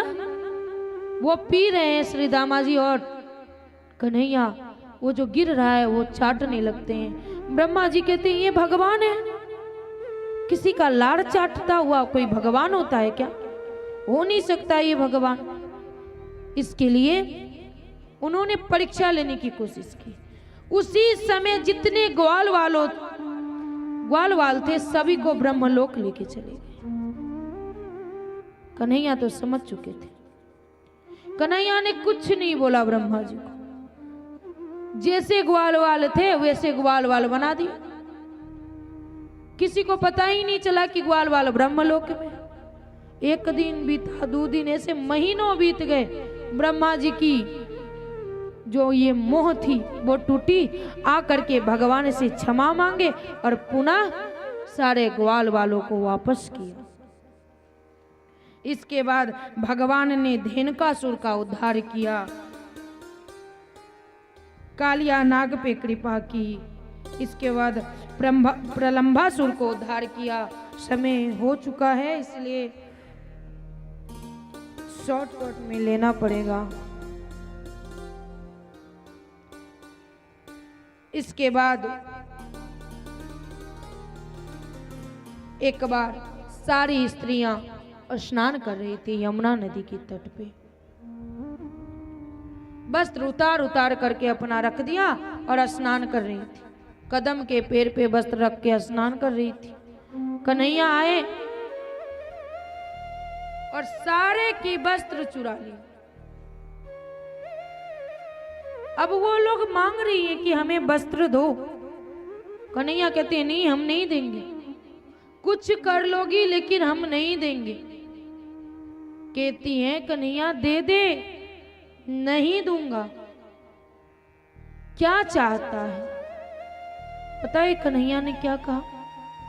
कि ये कह कि आज के बाद निस्वस्त्र बिना वस्त्र का कभी स्नान नहीं करोगी, और कभी करना भी नहीं चाहिए बिना वस्त्र का स्नान। क्योंकि मानते हैं हमने बाथरूम बंद कर लिया है, कोई नहीं देखता, लेकिन ठाकुर जी तो देख रहे हैं ना।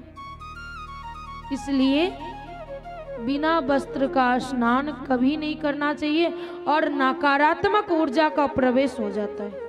अगर हम बिना वस्त्र का स्नान करते हैं। तो इसके बाद उन्होंने यज्ञ के पत्नियों पर कृपा की। अब कैसे कृपा की?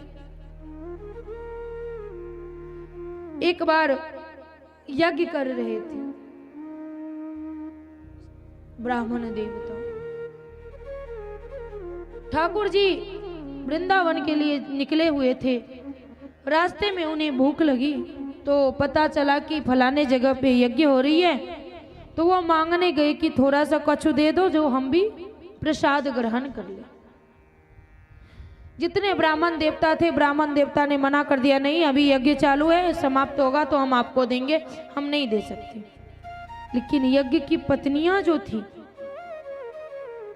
सबको पता चल गया कि ये स्वयं नारायण है।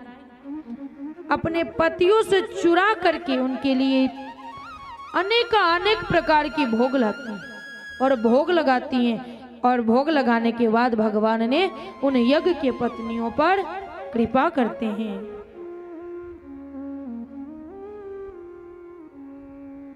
इसके बाद एक दिन गाय चरा करके आते हैं तो देखते हैं गोबर से आंगन लिपा हुआ है, खूब धूमधाम से पूजा की तैयारी हो रही है। कन्हैया ने पूछा, मैया आज कछु है क्या घर में? मैया कहती है, हाँ, प्रत्येक वर्ष जब सारे फसल घर आ जाते हैं ना, तो हम इंद्र भगवान का पूजा करते हैं। कहा, इंद्र भगवान का? वो इंद्र तो देवता है, भगवान किसने कहा उससे? और उसका पूजा हम क्यों करते हैं?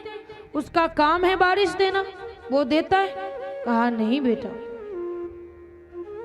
वो जितनी जरूरी होती है ना उतना हमें वो जल देते हैं, और नहीं तो कई बार ज्यादा दे देंगे, कई बार होगा ही नहीं। इसके लिए हम लोग प्रत्येक वर्ष पूजन करते हैं, अनेक प्रकार के भोग बनाते हैं और भोग लगाते हैं। कन्हैया ने कहा, नहीं, आज तक जो हुआ सो हुआ, अब नहीं होगा। नंद बाबा कहते, नहीं होगा। कहते, नहीं होगा। जितनी प्रसाद बनी थी, जितने पुष्प आदि आई थी, सबको लेकर के सारे ग्वाल वालों के साथ, गोपियां के साथ वो कहाँ जाते हैं? गोवर्धन पूजा के लिए। आज वो गोवर्धन पूजा के लिए जाते हैं, गोवर्धन का पूजा करने लगते हैं। तब इंद्र को पता चलता है कि कृष्ण ने ऐसा किया है। कहा, ऐसा किया है ना, तो आज इतना बारिश करूंगा कि पूरे गोकुल में, गोकुल दिखेगा ही नहीं, गोकुल दह जाएगा। कन्हैया ने सारे गोकुलवासी को लेकर के एक छोटी सी अंगूठी पे, 7 वर्ष के हैं लल्ला, कितने वर्ष के हैं? सिर्फ 7 वर्ष के। 7 वर्ष के लल्ला ने इस छोटी सी उंगली पे 7 कोस की गोवर्धन नाथ को उठा लिया। 7 कोस की पर्वत उठा रखी है, और सारे ग्वाल वालों, गोपियों, सारे गोकुलवासी को अपने नीचे रख लेते हैं। खूब बारिश किया इंद्र ने, जितना हो सका किया। बाद में अपने दूतों को भेजा, तो आज भी गोकुल में धूल उड़ रही है, कुछ नहीं बिगड़ा। बाद में इंद्र आता है, भगवान से क्षमा मांगता है।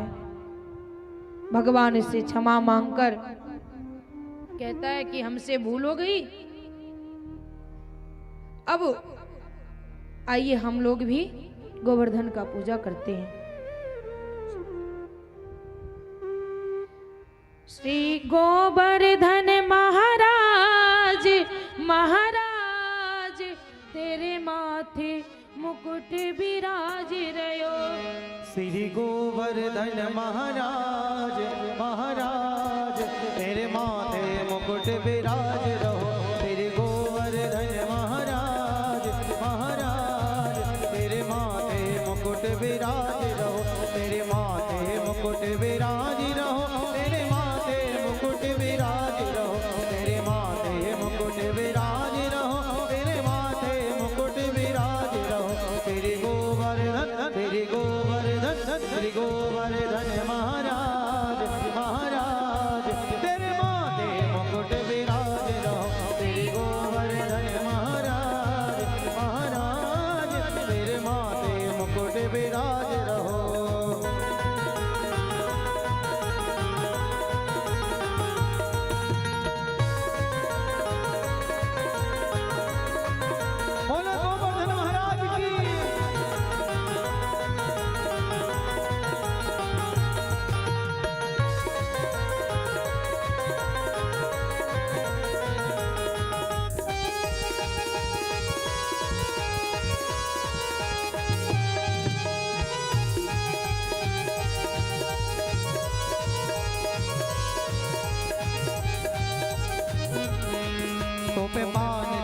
तो पे फूल चढ़े, तो पे पान चढ़े, तो पे फूल चढ़े, तो पे पान चढ़े, तो पे फूल चढ़े, तो पे पान चढ़े और फूल चढ़े और चढ़े और चढ़े और चढ़े दूध की धार आधार। तेरे माथे मुकुट विराज रहो मेरे गोवर्धन महाराज, महाराज तेरे माथे मुकुट विराज रहो। बोले गोवर्धन नाथ की।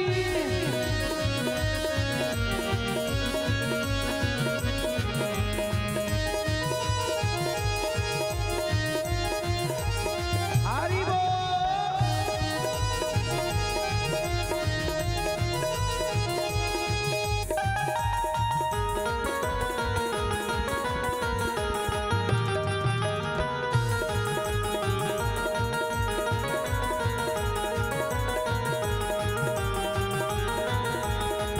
तेरे साथ कोस की परिक्रमा, तेरे साथ कोस की परिक्रमा, तेरे साथ कोस की परिक्रमा, तेरे साथ कोस की परिक्रमा।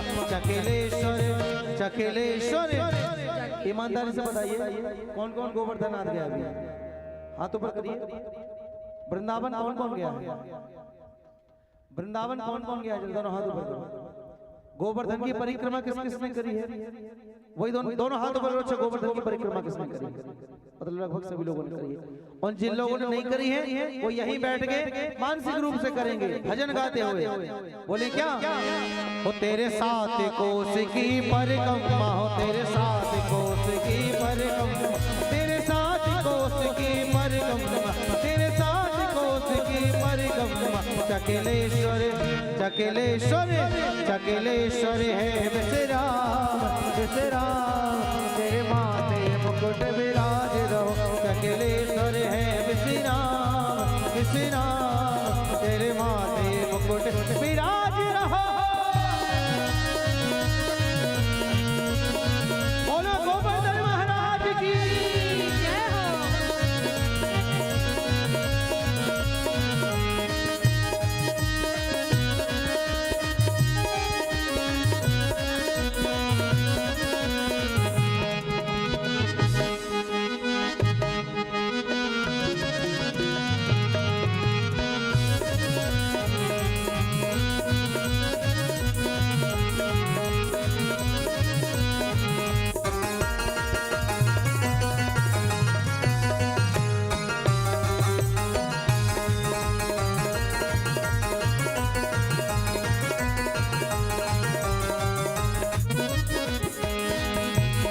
हो तेरे गले में कंठा साज रहे, तेरे गले में कंठा साज रहे, तेरे गले में कंठा साज रहे, तेरे गले में कंठा साज रहे। हो थोड़ी पे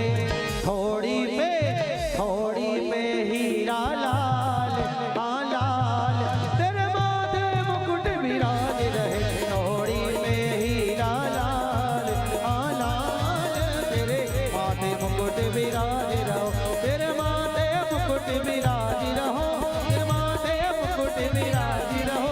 तेरे गोवर्धन तेरे गोवर्धन तेरे गोवर्धन महाराज महाराज। तेरे माथे मुकुट विराज रहो। तेरे गोवर्धन महाराज महाराज। तेरे माथे मुकुट विराज रहो। हरि बोल।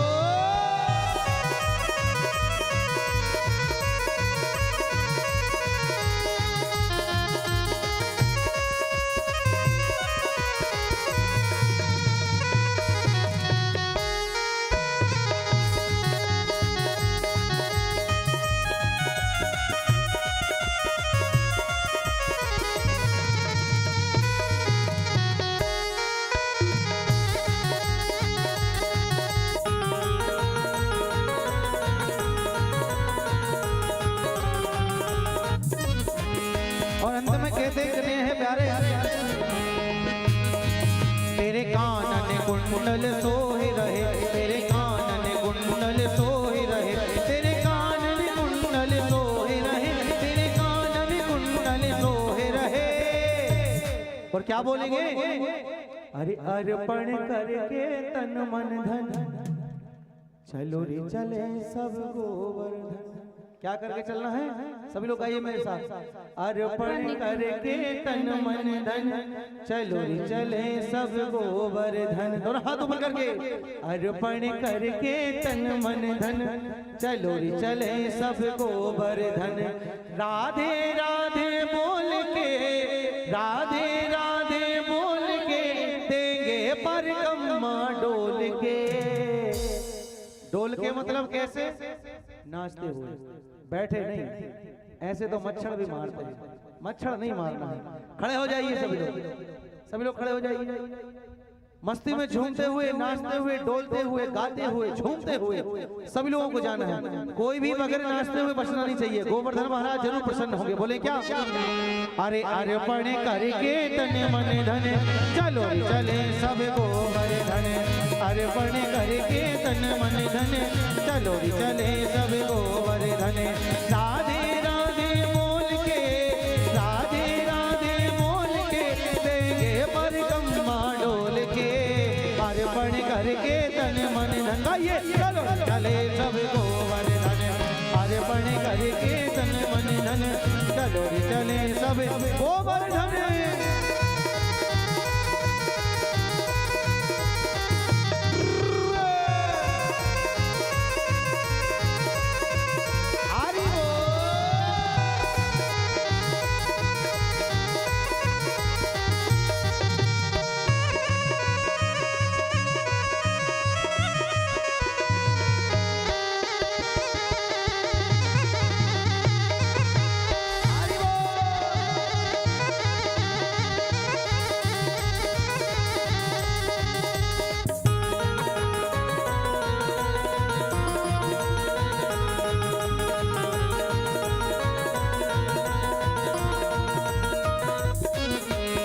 कहते हैं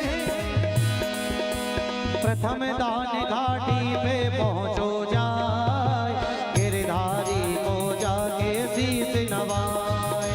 प्रथम दान घाटी पे पहुंचो जाए, गिरधारी को जाके शीश नवाए। दंडौत करे मन में धरे, परिक्रमा की तैयारी कर, सब दान करे दिल खोल के। कैसे करेंगे?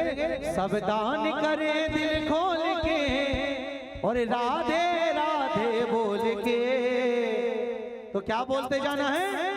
अरे अर्पण करके 1 2 3 4, अर्पण करके तन मन धन, चलो चले सब गोवर्धन। अर्पण करके तन मन धन, चलो चले सब गोवर्धन। राधे राधे बोल के, राधे राधे बोल के, देंगे परिक्रमा डोल के। अर्पण करके तन मन धन, चलो चले सब गोवर्धन। चलो चले सब गोवर्धन, चलो चले सब गोवर्धन। बोले राधे राधे। हम पूर्ण कर ले, इसके बाद ही आप कीजिएगा। अब 2 मिनट की बची है, तो हमने सभी मिल करके 56 प्रकार का, हमें तो लग रहा है 56 से अत्यधिक हैं, लेकिन अनुभव है कि 56 प्रकार की भोग क्यों लगाई जाती है? पता है किसी को? बस लगा देते हैं। अभी तो नई नाटक चालू कर दिए गए हैं कि नवरात्रि में मैया को भी 56 प्रकार की, गणपति में गणेश जी को 56 प्रकार की। लेकिन सच्ची बात तो यह है कि 56 प्रकार की भोग सिर्फ ठाकुर जी को ही लगती है। पर क्यों पता है? 7 कोस की, 7 वर्ष की आयु में 7 कोस की गोवर्धन उन्होंने 7 दिन तक उठाया था। और मैया यशोदा जो थी ना, वो अपने लल्ला को रोज 8 बार भोग लगाती थी। तो 8 सत्ते 56, तो जितनी बची थी ना, तो जैसे ही वो घर आने वाले थे तो मैया ने 56 प्रकार की भोग लगाई थी, ताकि सारी कोटा पूरी हो सके। इसलिए हम 56 प्रकार का भोग लगाते हैं। आइए अपने वाणी को मैं यहीं विराम करती हूँ और पुनः कल मिलती हूँ। प्रेम से बोलिए राधा रानी सरकार की, वृषभान दुलारी की। एक बहुत ही सुंदर और बहुत ही जो आज के ज़माने में रिश्ते हैं, उस रिश्ते के नाम पे एक बहुत अच्छी घोषणा आई है। 11,011 रुपये ननद भौजाई की तरफ से। बहुत सुंदर निकली, ताली एक बार। और मैं चाहूँगा जो ननद भौजाई हैं वो ननद भौजाई आकर के व्यासपीठ से आशीर्वाद ग्रहण करें। जो भी मेरी प्यारी बहन है ननद भौजाई जी, वो आकर के व्यासपीठ से आशीर्वाद ग्रहण करें। जोरदार ताली इनके लिए। बहुत ही अच्छे रिश्ते आपके हैं। और इसी के बीच हमारे जो आशीर्वाद ग्रहण करेंगे वो श्रीमान चंद्र प्रकाश जी सैनी साहब देवी जी से आशीर्वाद ग्रहण करें।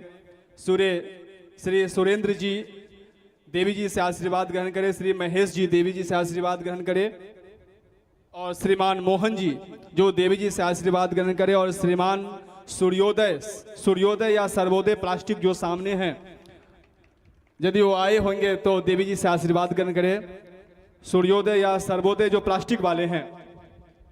और साथ ही साथ श्रीमान भूपेंद्र जी, तो चांद भाई सैनी साहब आइए। और सर्वोदय प्लास्टिक या सूर्योदय प्लास्टिक जो सामने हैं, उनसे कोई आए होंगे तो आकर के देवी जी से आशीर्वाद ग्रहण करें। और शाखा कार्यवाही महेंद्र जी हैं, वो आकर के जिनका भी नाम लिए हैं वो जल्द से जल्द आकर के देवी जी से आशीर्वाद ग्रहण करें, जो आगे की तरफ हम सब बढ़ पाए। और कल की जो कथा है, वो कल की कथा किसकी है सबको पता है। तो कल की कथा के लिए हम यहाँ से देंगे नहीं, पर कह रहे हैं सबको पीली चावल। कल यहाँ से आज से हम ऐसे ही दे रहे हैं। कौन सी चावल? पीली चावल। और पीली चावल कब दी जाती है? जब घर में मंगल कार्य होता है, और खास करके जब विवाह होती है।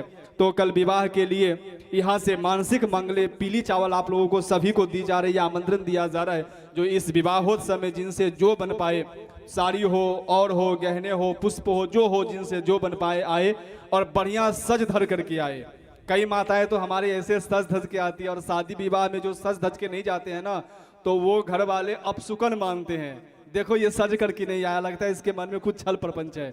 तो हम कल सब सज करके आए हैं। माता तो हमारे सज धज के आती ही आती है, बढ़िया तैयार होकर के आती है। और हमारे भाई लोग भी, यदि आपको बुरा ना लगे तो बढ़िया कुर्ता पैजामा पीले पीले में आए, जो बढ़िया शोभा पंडाल की बढ़िया बन जाए।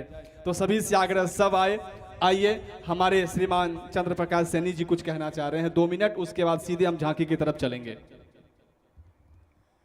अपने को तो कुछ ज्यादा कहना नहीं है।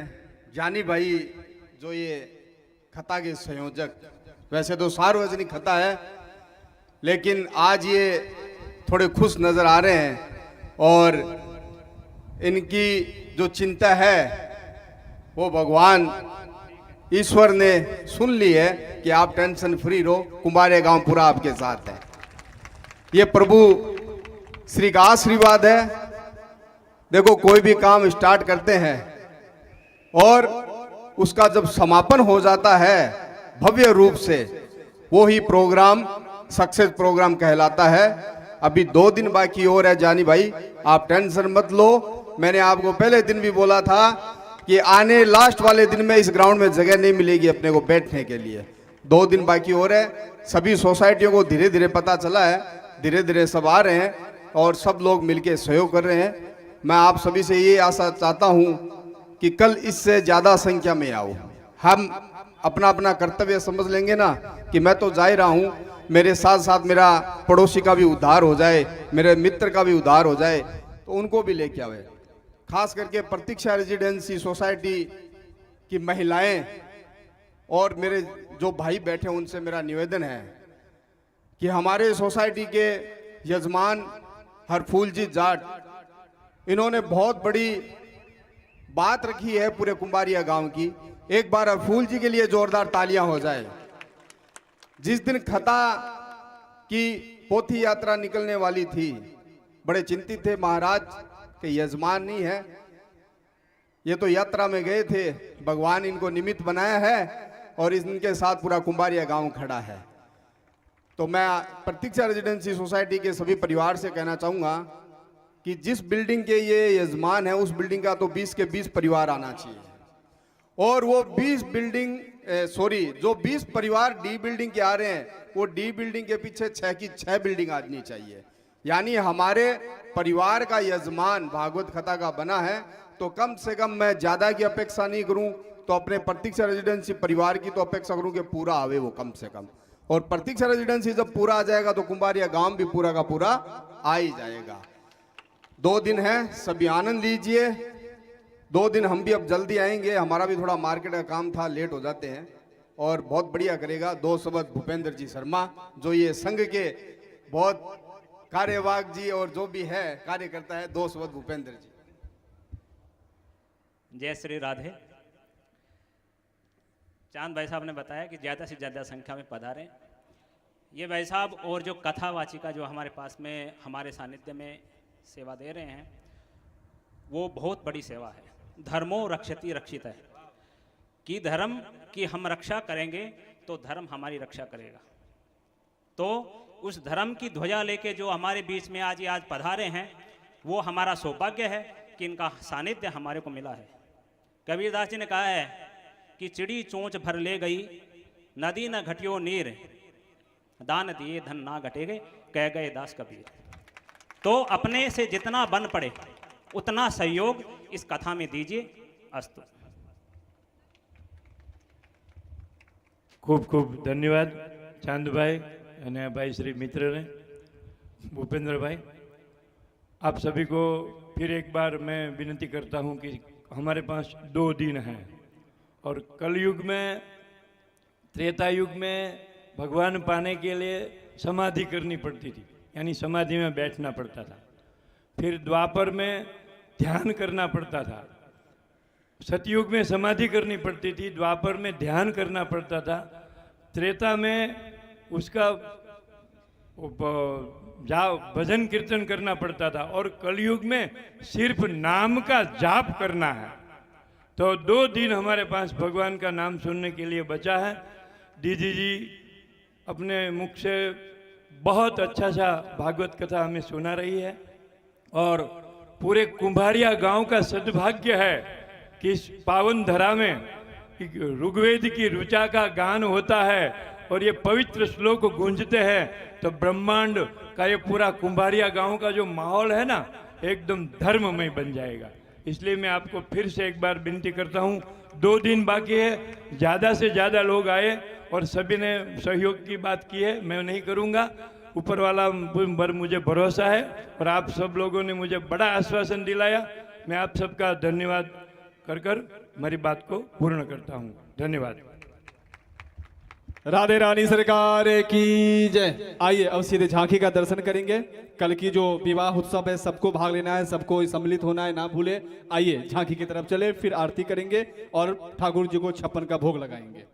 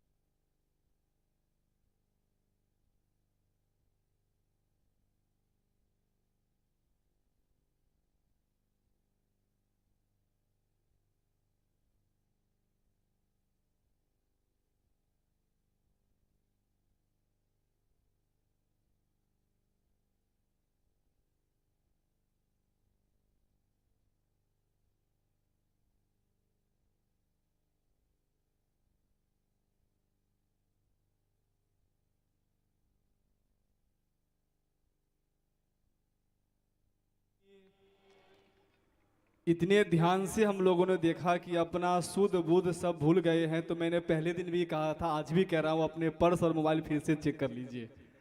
इतने खो गए थे हम लोग देखने में। एक बार जोरदार तारीफ के लिए, बहुत अद्भुत। महाकाली मैया की। आइए अब हम सब आरती के तरफ चलेंगे। ओम चंद्रमा वनसो जात जगशोहो जोर्जो अजायत श्रोत्रात् वायुश्च प्राणश्च मुखादग्निरजायत भूर्भुवस्व ज्वालामालिन्यै नमः रत्नैश्वर्यै नमः ज्वालामालिन्यै नमः रत्नैश्वर्यै नमः। अपने अपने स्थान से खड़े हो जाए और खड़े होकर के जिनको भी माँ काली का पूजन करना है वो कर सकते हैं। माँ काली का आशीर्वाद ले सकते हैं। भावे ही विद्यते देवस तस्मात् भावो ही कारणम। तो आइए अब आरती की तरफ चले। बोले भागवत भगवान की जय। आइए आरती की तरफ चलते हैं।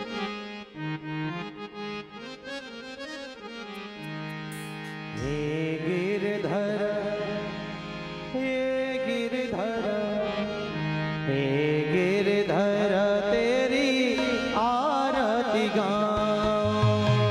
हे गिरधर तेरी आरती गाऊं। श्याम सुंदर तेरी आरती गाऊं। श्याम सुंदर तेरी आरती गाऊं। हे गिरधर तेरी आरती गाऊं। हे गिरधर तेरी आरती गाऊं।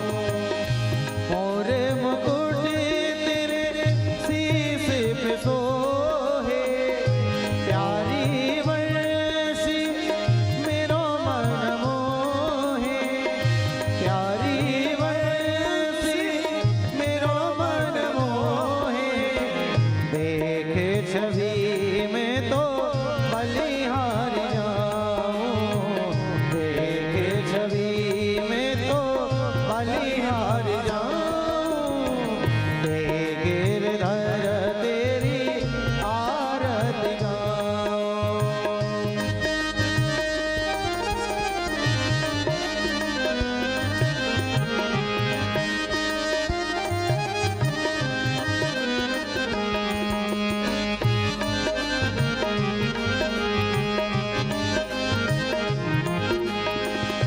चरणों से निकली है गंगा प्यारी। चरणों से निकली है गंगा प्यारी। जिसने सारी दुनिया तारी। जिसने सारी दुनिया तारी। उन्हें चरणों में शीश झुकाऊं। उन्हें चरणों में शीश झुकाऊं। शिवा के बिहारी तेरी आरती गाऊं।